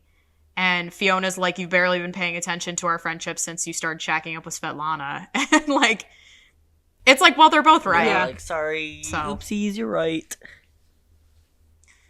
Then another delivery comes in for Edda. Floor tiles and ceiling tiles. Fiona ordered them with her They're like, code. Edda, and she's like, yep, that's me. Well, she's like, what is it? And then they're like, floor and ceiling tiles. And she's like, I'm Edda. Matter of fact. Back at Chai Poly, the university, Lip, Ewans, and Ian are waiting outside for the results of Lip's hearing, but Ian's got to go pick up Liam from school, and Ewans has a class. So Ian offers to stay or to ask Debbie to go pick up Liam, but Lip tells him to go. He says, we have to be better than Frank and Monica were, right? Oh, Lip and Ian bear. So I was like, so he's on his own to face his results. Also, like, it's important that the show keeps reinforcing this idea of Monica again and again and again this episode by being like, our parents, Frank and Monica. Yeah. Because guess who comes back? Because guess who shows up? What? Debbie brings Tanya and Celia over to Neil's to show off her awesome new living situation. And immediately when they come in, Neil's like, she's like, oh, these are like Derek, something about Derek. And then Neil's like, Derek was a deadbeat who ran out on Franny since she was born. And then, which I laughed. Neil, and then Debbie's I'm like, fond of you. I love Neil. And then I was like, Neil's fucking awesome. And then Debbie's like, oh, Neil doesn't have an editing mechanism because he had a brain injury. So he just like has to tell the truth. But she says that they can and then she's like, but you know, the honesty's like kind of refreshing. And then she says that they can come back and visit anytime, and she asks for their support if DCFS calls them. And they leave. Back at the house, Frank has set up their new washer, and then he strips down to wash his own clothes. And I said, okay, William H. Macy is butted up a little bit. He's kind of got a thing on him. And after Connor's Liam story, nobody measures up. Okay, he has so much butt that it's almost yeah. Does that make Like, why are sense? you 60 years old with like butt? to the point where I'm literally like, you look like AI, you look fake. Bubble butt Like, 9,000. It's insane. he has implants. He has implants. Liam and Ian come home to see Frank taking a whore's bath in the sink. And he's like, oh my god, yay, you guys are home. And Ian immediately grabs the killing bag, which is awesome. Ian in the leather jacket. Ian is so awesome. If it's this episode or the next episode, but he wears this leather jacket. He looks... It's this one. Oh, he it's looks this one. Good. Ian puts on that leather jacket and decides to be awesome. He looks good. It turns him awesome. It turns him awesome. It turns him into like the Ian that lives in my head. Yeah. Like I'm like, oh my god, this is so him. Frank's like, let's take a vote, like, who wants me to stay? And he tries to get Liam to raise his hand. Ian starts swinging the bat on him, and Frank runs out, and Ian throws all of his wet clothes at him. At that moment, oh, by the way, Frank is, like, in, like, a pink robe, like somebody's robe. Mm-hmm. At that moment, a mob of homeless people come down the street, armed, with new Fiona leading them, because it seems like they found out about the washing machine, and they chase him down the road. And that fuck-ass community garden is still next door in the empty lot. So, Fiona, back at the laundromat, Fiona's venting about the failures so far to Kev. Like, just how many renovations she has to do and, like, how much money she's already put into it. Yeah. And then a woman... And it's important to mention the woman is Asian. Yes. An Asian woman comes in with a delivery. Etta ordered a fuck ton of cat food. Debbie comes in. Etta comes downstairs asking about her credit cards. Debbie then asks for a job. They both are continuing to like talk to Fiona, and they're both getting on her nerves. Yeah. Well, Etta starts arguing with like the cat food lady. Yeah. Well, because Debbie's like Etta trying to ask Fiona for a job. Credit card because Fiona has taken her credit card. So yes, and then Etta accuses the cat food lady of taking her credit card, and then she starts to get racist with it. And Fiona is like, if you stay right now, like if you help me like do some of this demo, I'll pay you $10 an hour or something like that. And Debbie's like declines disrespectfully as hell, I might add. Like she's literally like, are you hearing me? Like, are you crazy? Didn't you just hear what I said? I have to go grocery shopping and then blah blah blah. And Fiona's like, everybody's getting on her nerves. The Chinese delivery lady is getting upset. Everyone's yelling. And so she snaps at the delivery woman first and says that Etta has dementia. Just let her sign for the cat food and go. And then Debbie asks again, and Fiona goes Fiona on her. But she's right. She's like, look the fuck around here. What the fuck do you want me to tell DCFS you are doing here? Like... Right. Well, when she's like, the laundromat is closed! And then Debbie is like, she like starts laughing hysterically, and Debbie gets upset that Fiona's seemingly laughing at her, and Kev's like, I think she's just tired, Debbie, like let it go. And Fiona's still laughing, and Debbie storms out and she slams the door shut, and the ceiling falls through. Yeah. And there's like shit all over the floor. Fiona is like howling with laughter. Yeah. She falls to the ground and she moves into sobbing. Yeah. And Kev is like leaning down. He's laughing along with her. He's like, I don't know why we're laughing. He's like, ha ha ha. And then she starts sobbing. Oh God. Oh, Kevin Bear. Frank arrives at the alibi still clad in his robe, and everyone gives him shit about it. Svet cuts Frank off from having a tab, and Frank gives up money for the beer without a fight. Like she's like, no, you're not allowed to have a tab anymore. You have to pay up front. And he gives it up without a fight. Yeah. He's like, okay. I think she scares him. Where'd that money come from if he's still wearing that damn robe? He has his clothes with him. It's like wet money. Oh, God. I think he finally just met his match with Svetlana. He's like, I'm not arguing with this woman. She's firm. She's like, yeah.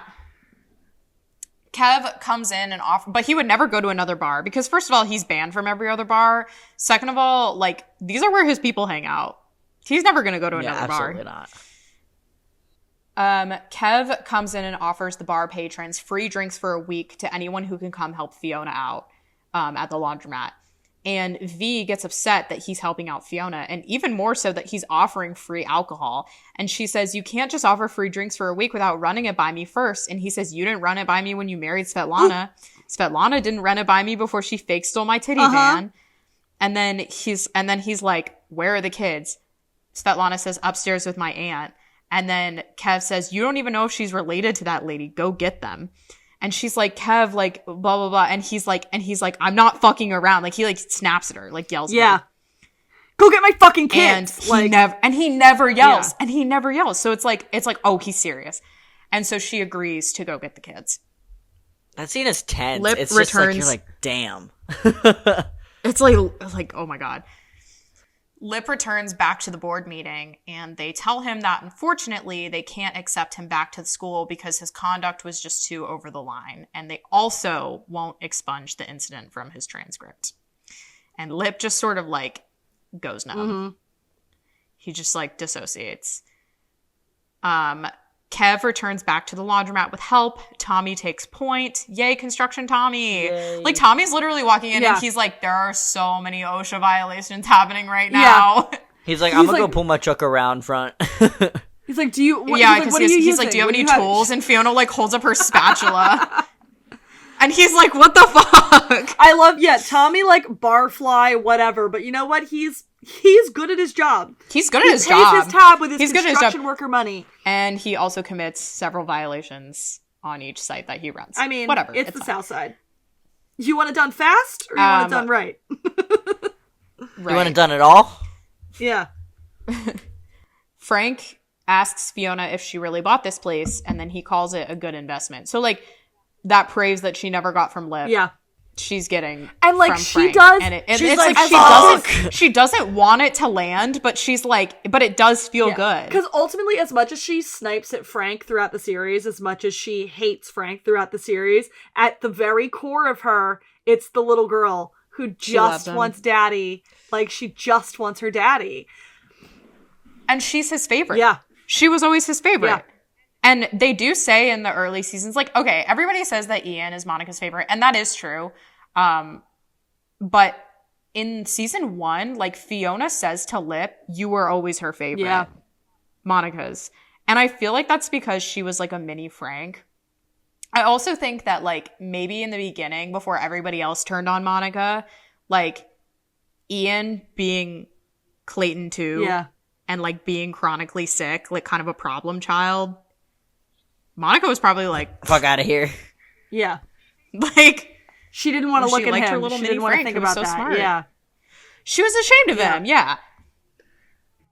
And I think Fiona early on caught on to what Monica was like and, like, did not put up with her and, like, knew, like, even young Fiona was like, she dissociated from her mother. So, like, of course Monica wasn't going to have a close relationship with Fiona because Yeah. Fiona was like, no, It's I like, have to it's do that, your but Monica job did the now. same thing to her. Yeah. Like, Monica did the same thing to her because it was like, okay, all these kids are being born, they're being neglected, so Fiona's stepping up and, like, not getting, like, the credit from Monica.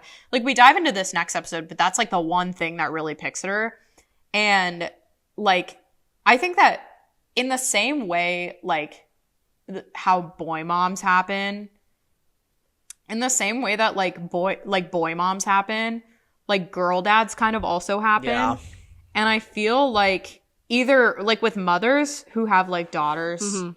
and I'm just making shit up, so I could be totally wrong. But it's like they either become, like, this is my mini-me and I have to control every aspect of their life, or they resent their own daughters. Because they are a mini them and they want what they had again. Yes. Yes. Yep. So I feel like Monica resents, or just straight up doesn't give a shit about Fiona. Like, she just kind of doesn't care about her, Yeah. it seems like. Anyway, Ian comes in with Liam and Trevor. Kev sent Ian a text too. And he's like, why didn't you say you were in trouble? And she says, I don't know. And I'm like, well, she's just taking a page out of your playbook, Ian. Yeah. I mean, but, like, he's Ian the like, hider. where he is, like, now in his life, he's like, Fiona, like, you could have asked me for help. Like, No, I know. But that's the thing is, like, Ian's always the one who doesn't ask for help uh-huh. with anything. So it's like, it's like, oh, why are you surprised, Ian? Like, she's just doing what you do. Yeah, that's true. It's not about him specifically. It's literally about just, like, Fiona doesn't ask for help either. Like, they don't do that. Yeah. So, everyone is so happy for Fiona, and she's finally feeling, like, a little better. Back at Neil's, Debbie arrives home with groceries for dinner, and Franny isn't there. Neil says that Celia came back and took her for a walk. And then Debbie gets mad that Neil let her take Franny, but Neil then counters and, like, says that Debbie did say that they could visit anytime. Yeah. And so Debbie takes off to find Celia. Over at Patsy's, Lip is washing dishes and he's smoking in the back room. Yeah. Sierra comes in and tries to warn him against it, and then he goes in to make out with her, and she pushes him off because he tastes like alcohol. Yeah, he's drunk. Like, he tastes like very shit. drunk. He's very drunk. You know, we didn't mention... Wait, no, is this the next episode? That he keeps putting vodka in his coffee cup? That's the next episode. Yeah, that's the next episode. So, he tastes like alcohol. The hearing didn't go well. Lip's humiliated. He's like, I never should have gone. Because it is like, sometimes Lip does let himself want things or like dream a little bigger, and then his own fucking ego gets in the way. And like, he's shot back down to the ground. Literally Icarus, Lipcarus. Sierra is then called out to the front of house to take a table. As she delivers the food, Charlie comes in with the child support money that he owes her, another last-ditch effort to see Lucas again. And Lip sees Charlie trying to, like, reason with Sierra and talk to her, and she's telling him to fuck off. So Lip comes in immediately hot. Shoving Charlie out the door. Charlie doesn't hit back at all, but Lip keeps shoving him until they're in the middle of the street. Yeah. Charlie says that Lip should just butt out, and then he tackles him to the ground and starts beating on him. The commotion brings everyone outside, out of the laundromat, out of the restaurant. And Ian pulls Lip off of Charlie. Yay. Yeah. Yay. Yay. Literally yay. Sierra is beside herself. Fiona disperses the crowd. Charlie takes his leave. Yeah. Fiona apologizes to Sierra, like, on Lip's behalf, sort of. Or just apologize to her. She's like, I'm sorry. Like, this. And then Ian she even goes like, what the fuck just happened? Like, what the fuck just happened? And Sierra's like, I don't know. And then she, like, puts her hand on her shoulder or something, and she's like, I'm sorry. Yeah. And it's like, yeah. Ian's, like, trying to calm Lip down. It's not working. Lip gets up in his face, too. And Ian says, if they didn't take you back, you don't need them, all right? And, like, Lip goes, you don't know what the fuck you're talking about. And it's like, no, he does, though. Yeah. Yeah. He literally lost his life plan. Like, the army, he wouldn't be able to go back to the army. Yeah. The army would not take him back. He lost the thing that, like, his whole big life plan that he was supposed to do. He lost that. Okay? He knows exactly how it fucking feels. And so... He has had to start over. Lip to get up in his face.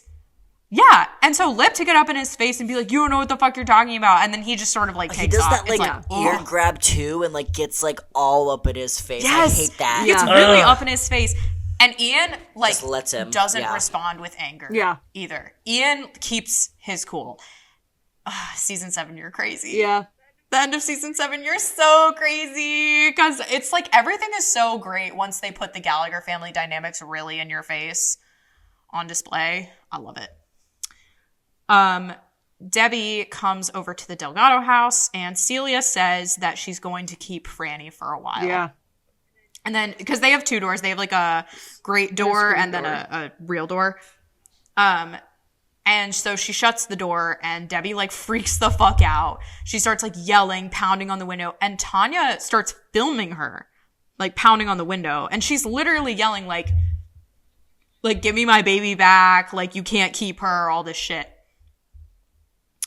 Lip drunkenly shuffles back to, like, he is freaking limp. He's limping. First of all, Lip has never won a fight. The only reason he won this fight is because Charlie didn't hit back. He's literally never Charlie's won a fight. on parole because he can't fight back. He's never won a single fight. The only time he wins fights is when the other person doesn't hit back. So yeah, he's limping. Okay. Lip drunkenly shuffles back to Neil and Sierra's house, and he tries to apologize and get back in with her. I tell you what, not having it. When this initially happened, I thought, because we brought her up, that he was going to his professor's house. Like, I don't know why I thought it, but before she just door, wait! I was like, did he go to Helena's house? Just you wait. Okay, so just you wait for the episode. Okay, I'm glad that's not, like, even completely insane of me to have thought that that's where he was going. Maybe even episode 10. Yeah, maybe, like, 3 just episodes you from wait. now, too. That was crazy. And sandwiched in between 2 Galovich nuclear bombs, by the way. Lip at Helena's house. Like, it's literally goes, it's so awesome. It goes dock scene, Lip, Ian and Mickey waking up in the van scene. Anyway.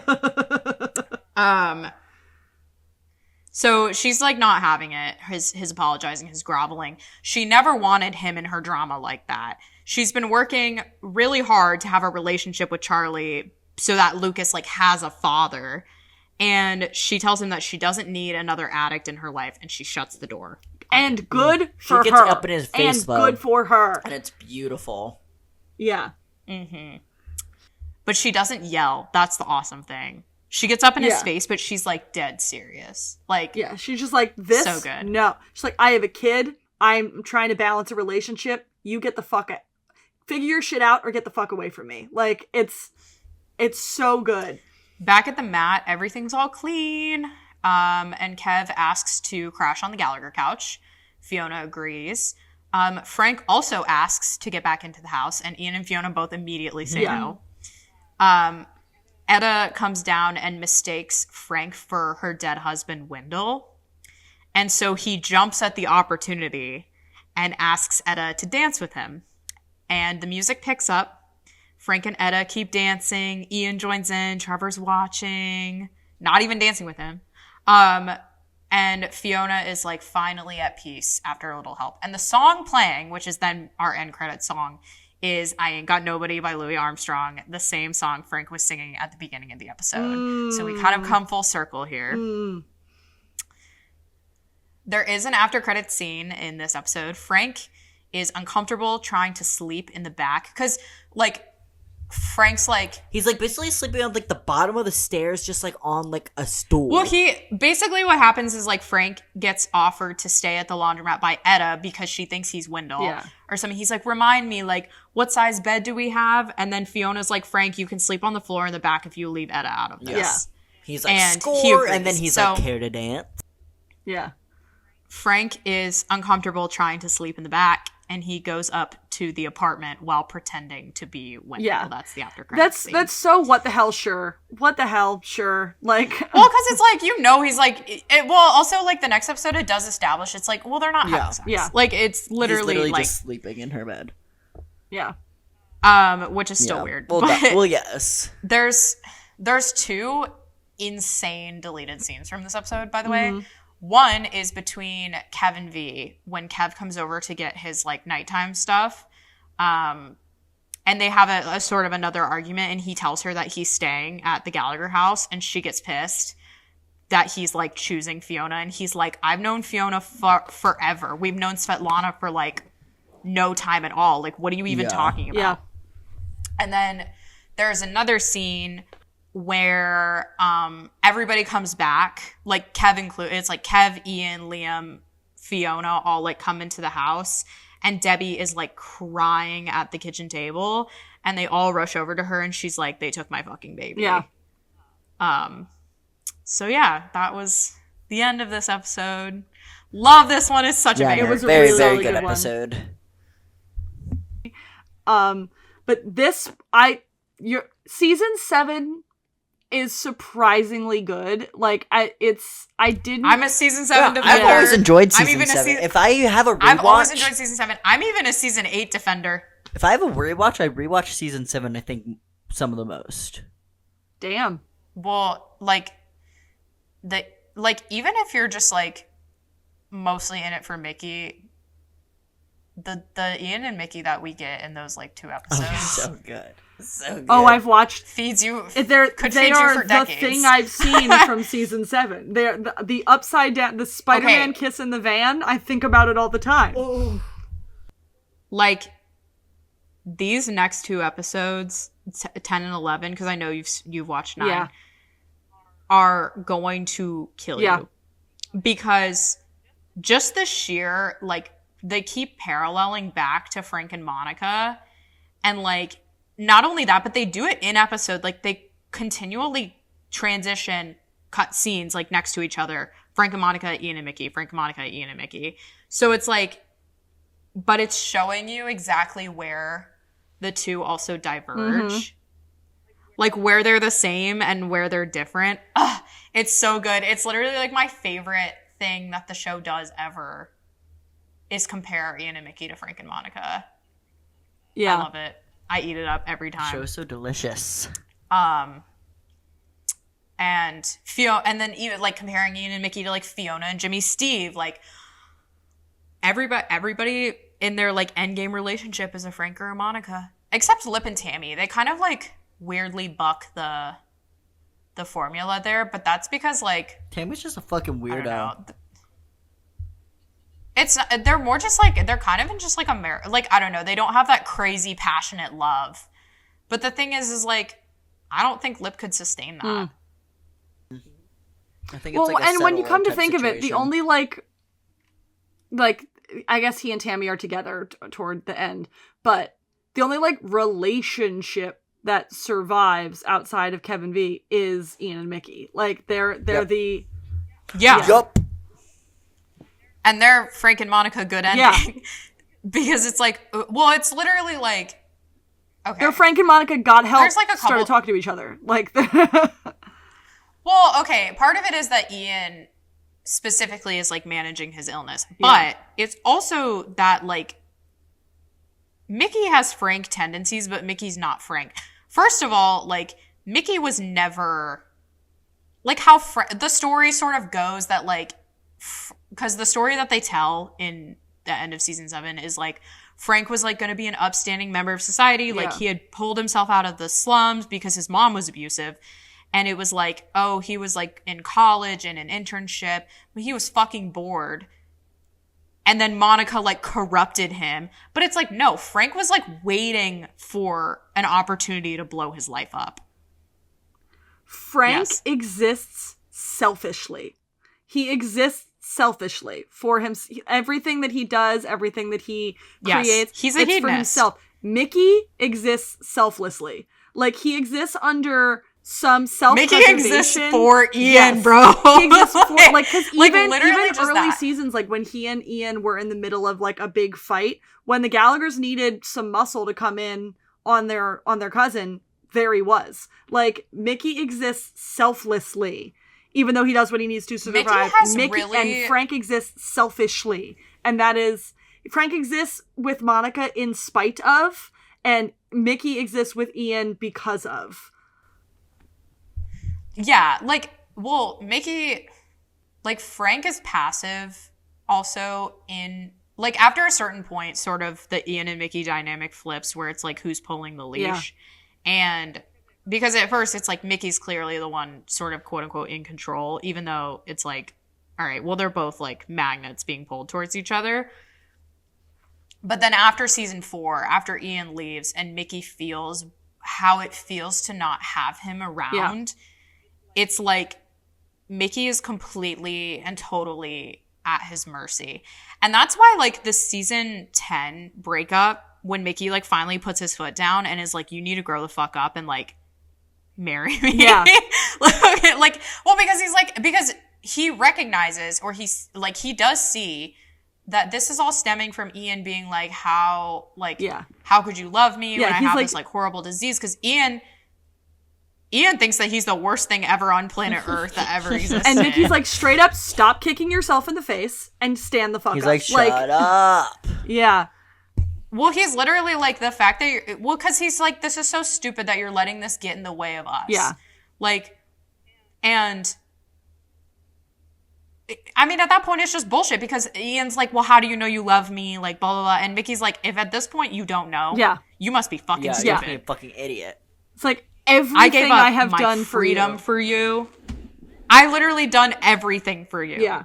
Except, okay, the one thing that I was sort of formulating an argument for in my mind palace recently was I actually think Mickey escaping from prison was not for Ian. I think that is the one selfish thing that he ever did. Yes. I think he wanted to get out of prison, and the moment that he did, he's like, I'm going to try to take Gallagher with me. Like, yeah, because he had no expectations to get Ian. He's like, I'm going to make the attempt. But if he was like, there was no expectation to get Ian again, but he was like, wait, so now I'm here. Maybe I can do that. Well, he's like, he's at least going to give it a try, but he never is like expecting anything of Ian. Like, and he offers, he invites him every single time. And then it isn't until, like, he starts to let himself believe that they are going to have this happy ending where they go over the border. Even then, like, Mickey, I think, is pragmatic enough that he knows, like, if they actually made it over the border, they're doomed. Yeah. Like, it's like, if we like do Ian this, not this is having our access life. to meds. If we do this is it. What? Yeah. Well, it's also just, like, Ian not having access to meds. They're on the run their entire lives, like, constant change, when he knows that, like, in order for Ian to stay healthy, like, one of the biggest things is that he needs, like, stability. And it's like, I think Mickey knows that they would have spun out. Yeah. But he was, like, letting himself live in this, like, fantasy world where it could have happened. Yeah. And I also think he that what-ifed himself. I also do, like, but what if? I think Mickey, this goes back to something that Sammy says in season 4, where she's like, the good parts are so good about being in love, when she's talking to Debbie. And she's like, the good parts are so good that you're willing to go through an unimaginable amount of pain just to get to them again. Like, that is kind of the whole thesis of, like, Ian and Mickey's relationship, and Mickey specifically, because Mickey, quite honestly, is like, as long as, like, there's always the possibility that they could come back to each other, he's willing to go through whatever. Absolutely. And so if it was like Ian was, like, not well once they got to Mexico and they're super on and off and unstable, Mickey's like, well, at least I get to be with him anyway. Yeah. He's like, I Like, guess. And, like, meanwhile, when him. Monica would spin out, there would be a few little moments where Frank would try to take care of her, and then when it got too much for him, he wiped his hands. Frank also, like, he calls Monica a chaos junkie, but Frank is a hedonist. Yeah. Like, He likes it just as much. And so, like, there is this one's crazy. In season 2, when Monica's in her low before she tries to kill herself at Thanksgiving, Frank pulls her out of, and this is another crazy Ian Mickey parallel, you guys, pulls her out of, like, her cave under the stairs or whatever, feeds her drugs. Yeah. Like, doesn't even, like, she's clearly in a depressive episode. Not once is he like, we should get you treatment, like, nothing like that. No matter if it's, like, or he doesn't even ask her what she wants either. Like, he's not like, what, do you want to get on meds? What do you want? He just, like, feeds her drugs, forces her to take drugs. She gets all hopped up. Then they go to Clayton's and they try to honeypot him out of money. Yeah. Frank pimps out Monica to Clayton. It's so fucked up. And, like, the direct parallel and then of Ian that and Mickey do the same thing in season 4, basically. Ian's first depressive... The direct parallel of that to Ian's first depressive episode of Mickey in the living room, like, what do I do? How do I help? Well, hide the knives. Like, I can help. We can fix this. He's so action oriented too. Like, he's like, what can we do now? Like, what do I need to do? And he's also, like, willing to do whatever to keep Ian with family, because in his eyes, like, sending Ian to a mental hospital is not treatment, it's abandonment. And this, like, in season 10, when they, like, sort of retroactively dropped that Mickey was turned into family services for a year, because the other thing about that, so that Terry could go run drugs, like, Terry literally just turned him in. Because the other thing about that is that Lip does say to Mandy, or mentions to Mandy in season 3, that she's never been in the system. Like, he says something where he's like, you talk a lot of, like, the system, but you've never been in it. Yep. So it's like, so Mandy would always go stay with their Aunt Randy. Yeah. Who hated men. And Mickey was always the one who had to go to the group homes. By himself. And the state institutions. Yeah. Yup. Does anybody else feel crazy? All the time. Is anybody else really enjoying diving into this world? Oh, it's so world. I told you guys that did I tell you guys that editor got back to me about that pitch of people that compare like queer relationships. So like Ilya and Shane are so Ian and Mickey, and I'm like, I pitched an article where I'm like, well, here's why you're wrong. And also here's why, like, yes, and we should talk about this because I have a lot of really strong feelings on this as well. Because like I've started in my draft of it, like, because there are aspects of it where it's like, yes, they use sex as their primary form of communication. Yes, they're not good at having their emotions at the forefront. Yes, Mickey and Ilya both have Slavic horrible fathers that have taken a toll on their mental health. But Ian and Mickey use their fists to, like, they use sex and hitting each other as their way of they use sex and hitting each other as their way of working out their frustrations and of getting, like, when they don't know what to say, they start swinging. And like Shane and Ilya would fucking never Ilya would never lay a hand on him. Like, so it's little things. It all goes into the, like, Shane and Ilya, from what I can gather, is like, I mean, the whole point is the rivalry. They're competitive. Yeah. They are out to win. Ian and Mickey, like, I mean, it's also, and here's the other thing too, is that it's also about proximity. Yes. It's also about substance abuse. Like, it's about cycles of familial abuse, because it's like Ian and Mickey spend their entire lives, adolescent lives, before they started hooking up, growing up in the same neighborhood with, like, very much not the same, but like similar upbringings. Yeah. This is why, like, Ian, when he tries to have relationships with other people, it doesn't work. And this is why, like, all the Gallaghers, when they try to date outside of the South Side, like, their partners crucially misunderstand them. But the Gallaghers can't mold themselves into something new. Yeah. It's only when, like the only reason Lip and Tammy kind of end up working is because Tammy becomes more Southside. Yeah. Like, because he can't be a yuppie. It doesn't go the other way around. He's having a hard time being a yuppie, exactly. So it was her fucking turn to do it. She has to become more Southside. So it's like, Ian and Mickey, like, their relationship is very much tied into their identity. And that's all, like, their identity as people from that neighborhood. And it's also why them moving to the West Side causes so much rift between them, because Ian does like to pretend. Ian does like to think that if he works hard enough, he can change himself. Mm-hmm. That's not always the case. And, like, personally, I don't think they last very long in the West. I think they last their 1-year lease, and then they move back to the South Side.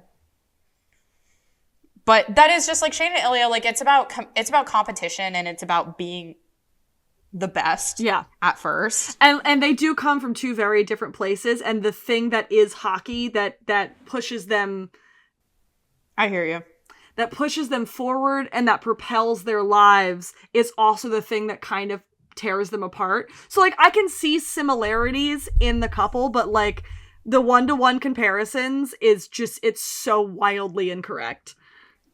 Right. Whenever people compare gay ships one-to-one in general, I'm like, okay, so honestly, the way I feel about it is, like, I get, like, fun comparisons. That's one thing. Like, oh yeah, there's parallels in these stories, whatever.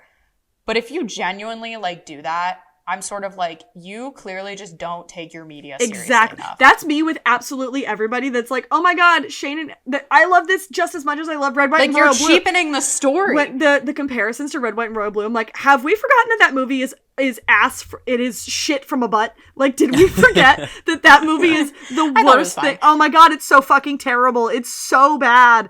I mean, it's a bad adaptation of the book. And they have bad chemistry, and they're bad actors, and it was badly written, and it was badly produced, and Uma Thurman is the worst she's ever been in her career, and it's the worst movie I've ever seen. her crazy Texas accent. But, like, I just think that it's just like, okay, you're it makes me upset, because it's just like you're cheapening these stories, and you're distilling it down to gay ship, ex-gay ship. And it's like, okay, so that's exactly, like, why this is the reason why you need representation, is so you get different facets of these queer relationships. Like, because if we're just going to do this, then we might as well only have one queer relationship out there and call it that. Yeah. Like, it's just, Yeah, the people that have started to bring Buck and Eddie in as the comparisons, I'm like, now let's not put something that only exists in our brains next to Richard something that Seiken was exists right. in... Richard Seiken was completely Fucking 100% Eddie don't pop correct. pills and fucking rob a gas station. Eddie Diaz is Buddy is the least Richard Seiken thing I've ever heard. They would never rob a liquor store or swallow pills. This is how I feel when people compare Buddy to Galovich as well. Yeah. I'm literally like, spend 2 seconds in a room with them and they would be scared. Like, Eddie would... Not only are Ian and Mickey doing devotional things beyond the realms of reason, but Bro, like, they think Eddie would freaking never Eddie putting his pump a hands cop on car. Buck like that, they would never. Eddie would never rob the cash and grab or hop a cop car, and I'm really serious about that. Like, and for people to be like, and I'm sorry, I also have to say this, but it's like for people to be like, blah, blah, blah, like, because Buck fire hose. Like, I saw people making comparisons with, like, the packing 9 inches, and it's like, first of all, Eddie would never walk around talking about Buck's sick like that. Yeah. Second of all, Eddie is straight. because Ryan Guzman is Eddie is gay, but we'll never see it. Eddie is gay, but it will never come to fruition. Eddie is gay. Eddie is gay, but it will never He's a gay happen. man played by a gay man who, and Eddie's neither gay of and them he will doesn't talk know about it. it. I'm not cutting that either. I'm keeping that in. Fuck you, Ryan Guzman. Oh, okay, great. Yeah. and packing 9 inches. First of all, Buck could never be the top that Ian is. I'm sorry. I'm not sorry. Yeah. He could never be the top that Ian Buck is. is a verse at best. And I'll stand by that. Well, it's like not even like that, but it's also just like he doesn't have it in him. No. He'd rather have it in him. He doesn't have that dog. Right, exactly. He doesn't have that dog in him. He'd rather have that dog in him. Oh my god. I think it really does just piss me off so bad. Like The amount I of- actually get genuinely mad when people try to compare. And then people are like, what? We can't have fun anymore? And I'm like, you can have fun. Like, I'm not going to say anything. I'm not going to yuck your yum. Yeah.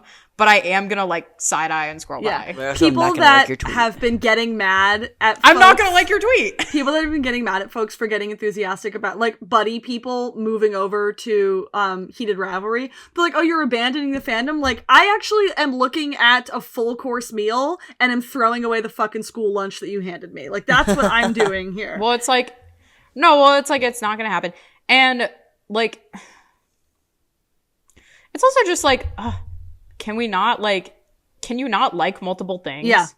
Why is it abandoning Buddy? Buddy's on fucking hiatus until January. Buddy's, like, number one, not we got happening. 37 more and number days. 2, on hiatus. Number 1, not happening. Number 2, on hiatus. Like, what am I supposed to do about it? Like, I'm aware that I was very Can much I not get like, interested in a new story? and like, to defend the turnaround of myself, it's a little bit. Also, Cam, you were there. Yeah. Oh, I've been here. You I've were been reading here. those books. Yeah. You've been there. I read You should be Heated dating. Rivalry and The Long Game in 2023. I read them in January of 2023. I motherfucking been here.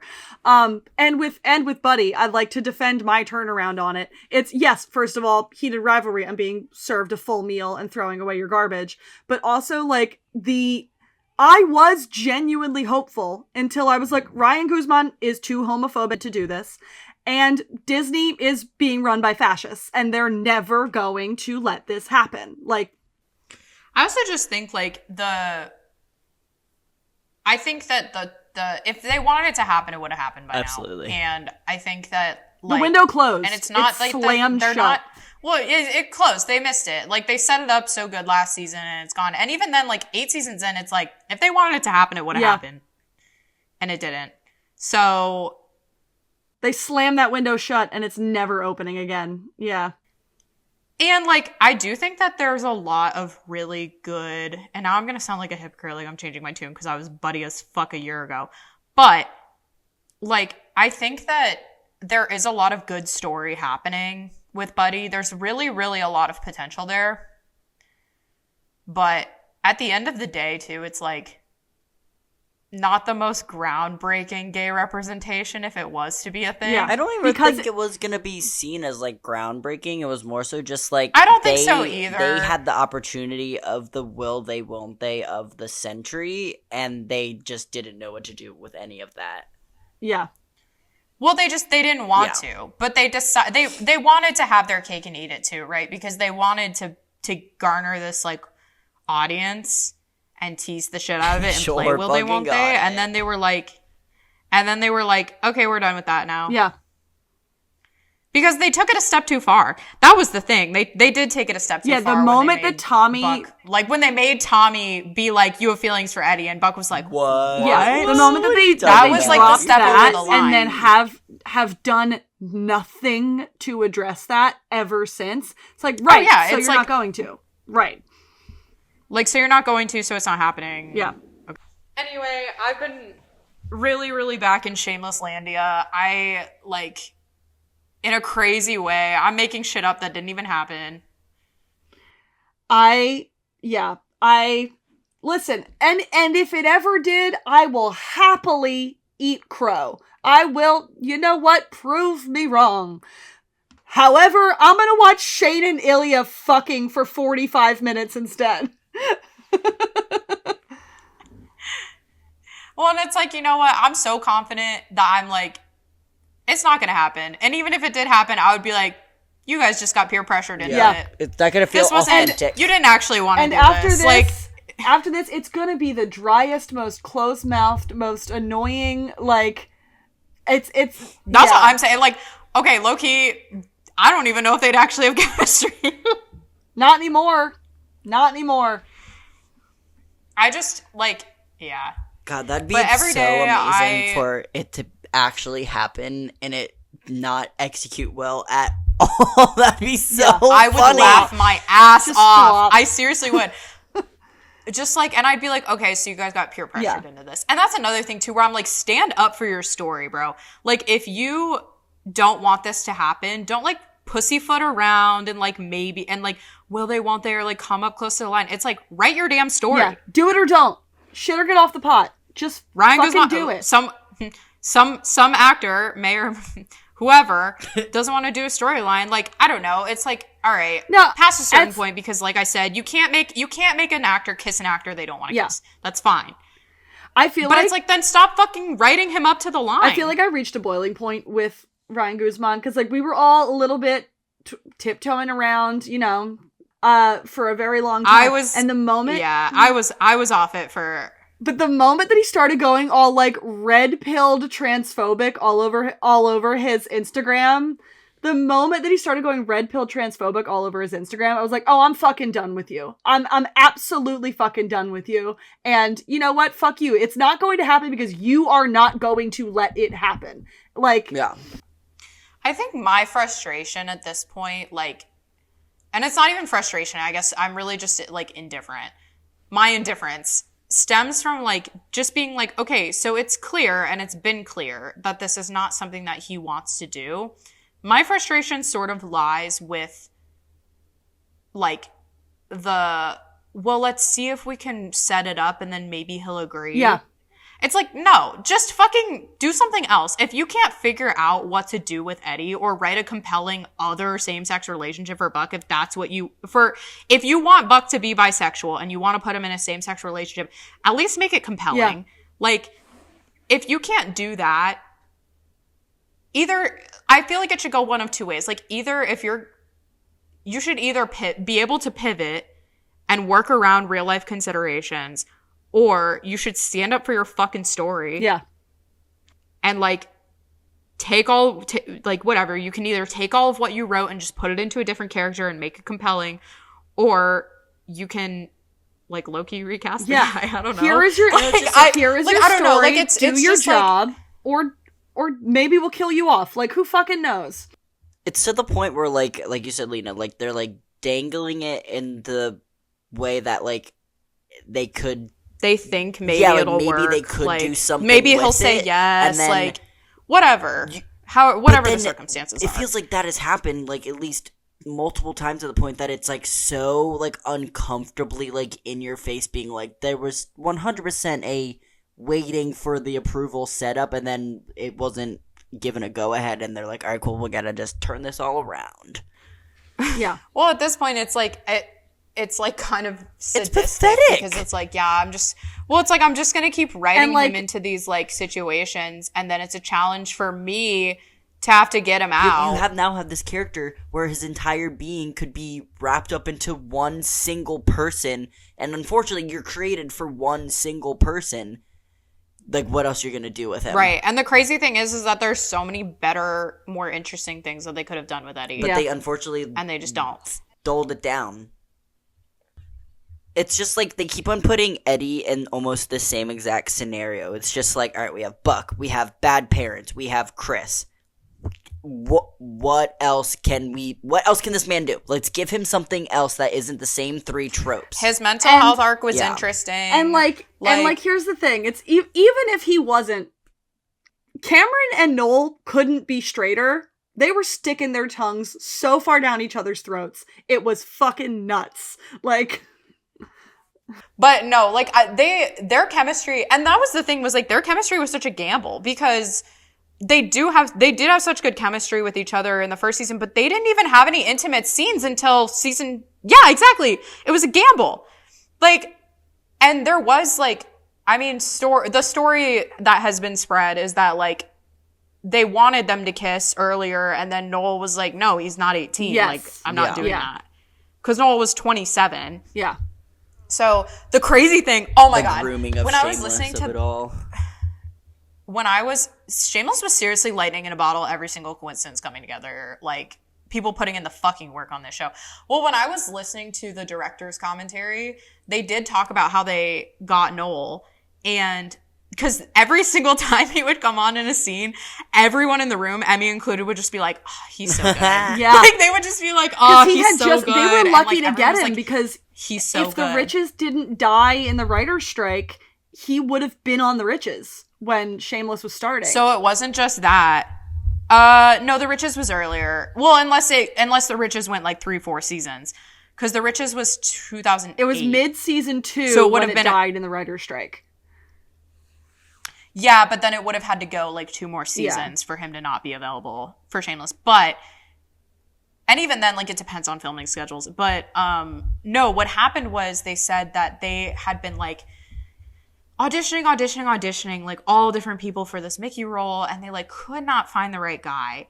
And then Justin Chatwin was like, "I have a guy for you guys." Right. They had to film the next day. They had to film the next day. They were set to film Ian and Mickey, like, scenes. And they did not have a Mickey. And they were freaking the fuck out, low-key. And Justin Chatwin was like, "I have this guy I used to live with." I was about to say, were they roomies at that time or no? They were roommates. No, well, they had Noel been was already roommates. with Layla. Yeah. They had been roommates before, because they're both from Canada. And just, like, knew each other. And he was like, "You should bring him in." So they literally saw him. He auditioned at like 8 p.m. the night before they were set to film these scenes. And the way the producer who was in this commentary talked about it was, she was like, he walked in and he started and we knew. Yeah. That's awesome. Did you see? We were I like, wish "That's that tape Mickey." existed. I want to see that. Show it to Give me, it to Rachel. me. Like, literally, I deserve to see it. I do. Did you see the they were interviewing Just Connor crazy. Hudson, And, who like, he did.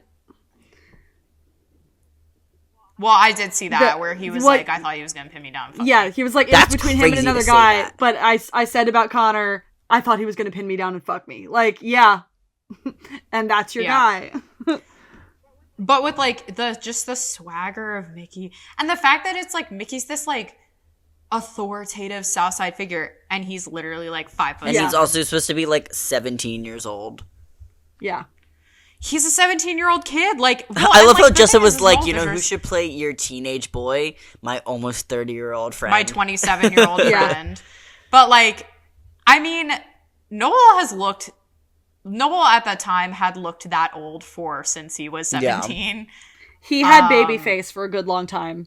He had baby face. Well, he had early. He looked like an old man when he was like 12 years old, but then looked like he was a 12-year-old when he was an old man. He had early old face. But then it was great because then he like didn't age for like 10 years.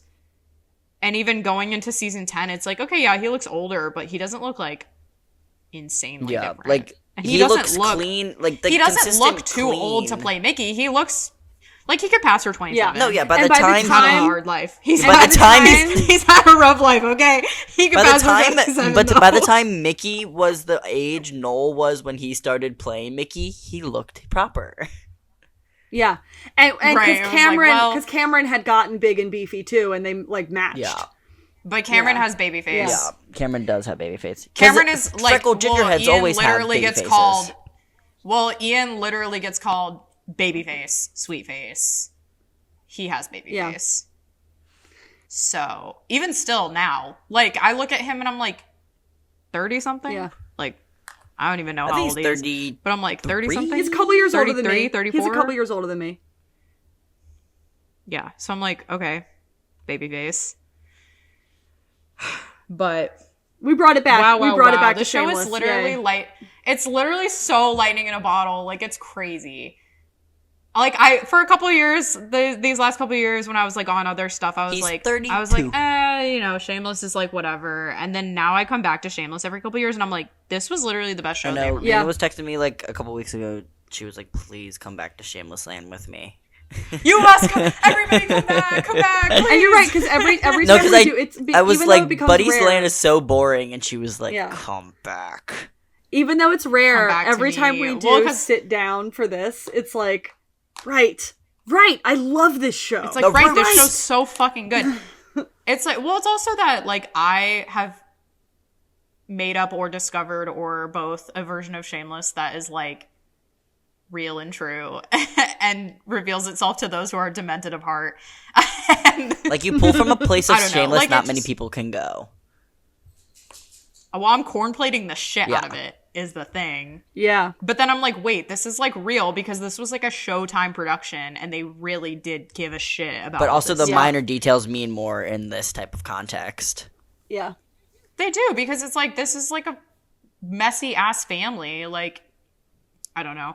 I just think that like their layered history is so interesting. All these dynamics to play with. yeah.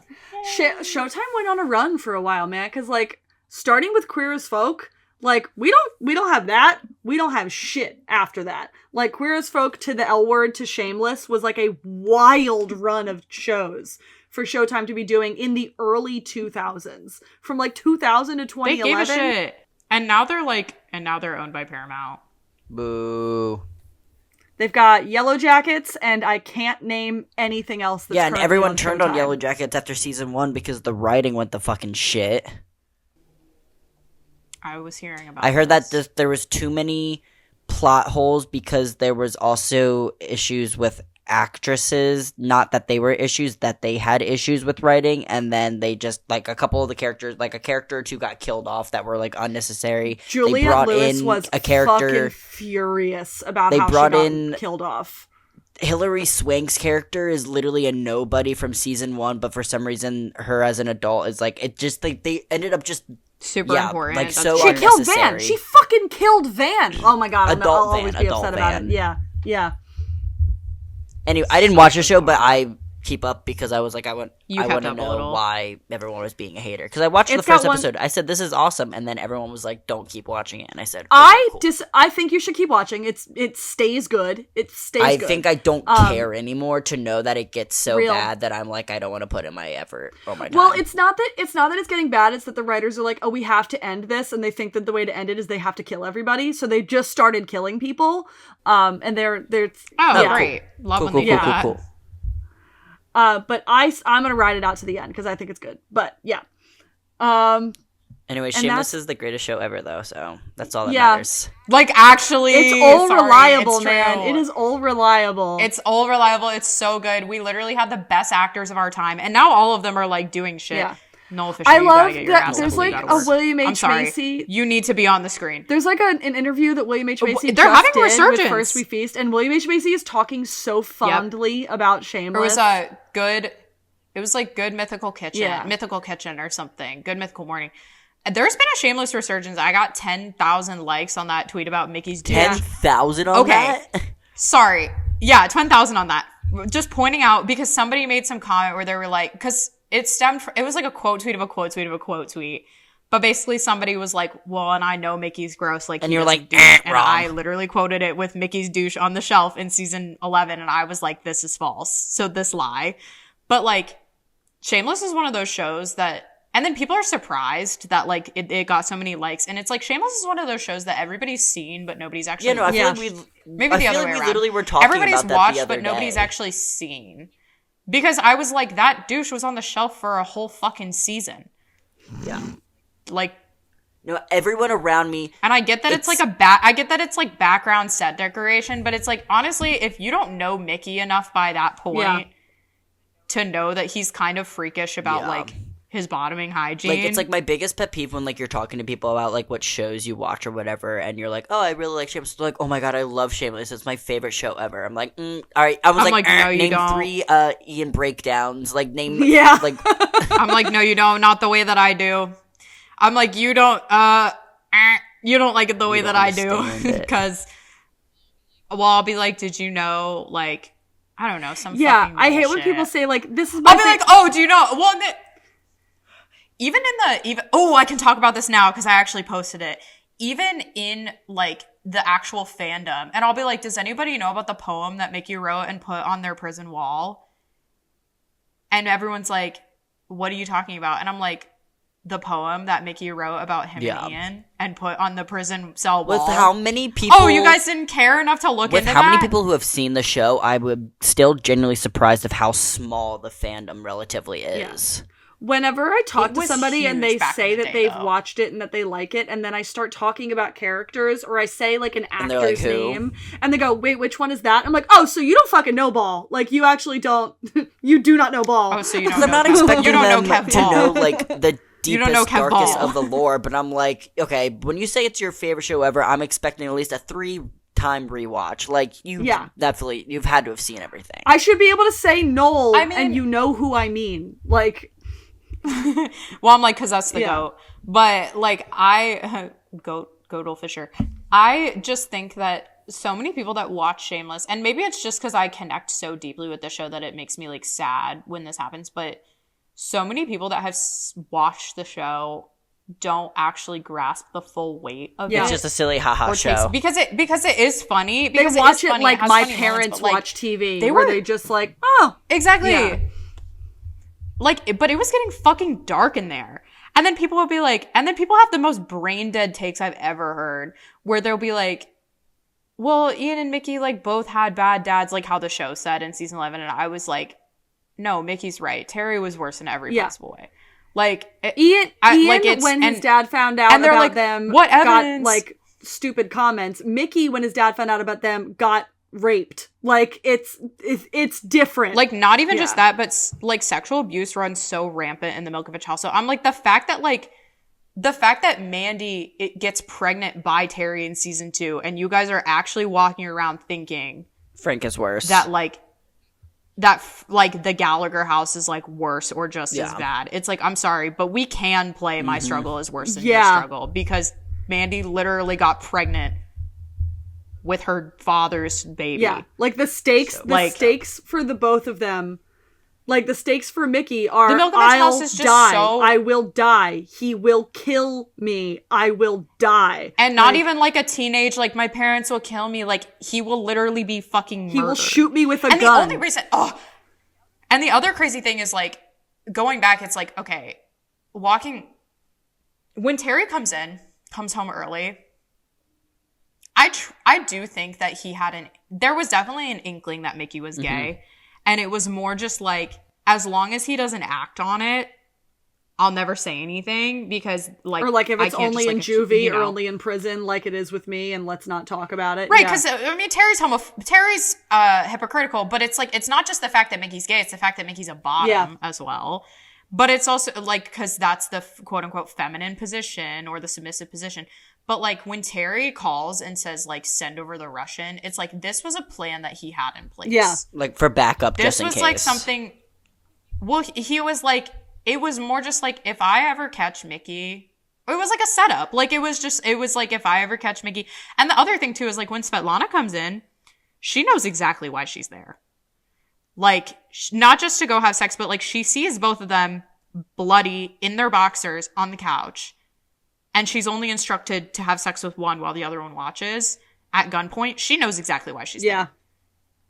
Like, and it's like, you actually expect me to walk away being like, la la la la la. This shit is serious. I take it seriously.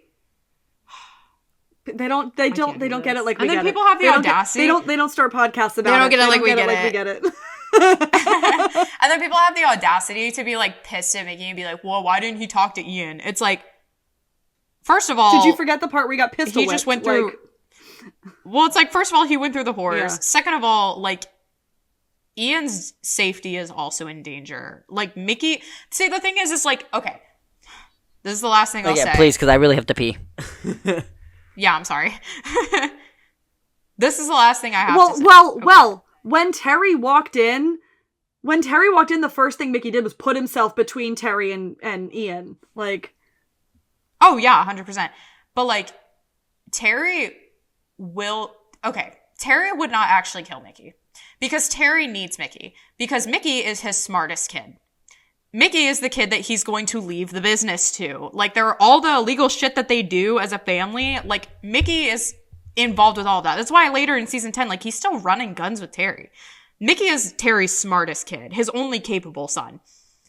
Like, what Terry would do instead, and also to further instill fear and submission in Mickey to him, is kill Ian. Yeah, absolutely. And that is the one thing that Mickey does not want to happen, is for Ian to get killed. And so for that, he will play along and not fuck Ian for the rest of his life and whatever, so long as Ian even gets to live.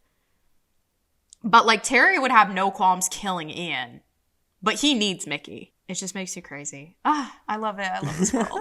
This crazy world that they built for me special. Just for me and only me. Just for me and just me, only me.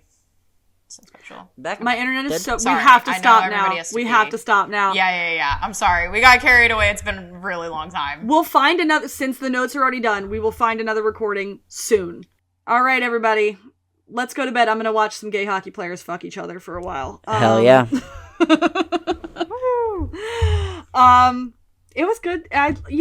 It is the Shameless is the promised land. It's always great. It's always good talk. It's literally Shameless land, Shameless Landia, like my utopia. Yeah. Okay. Okay. All right. Follow us on the things. Yeah. We're talking to each other anymore. We just have fun. Yeah. All right. Okay. Bye. Good night, you guys. Goodbye.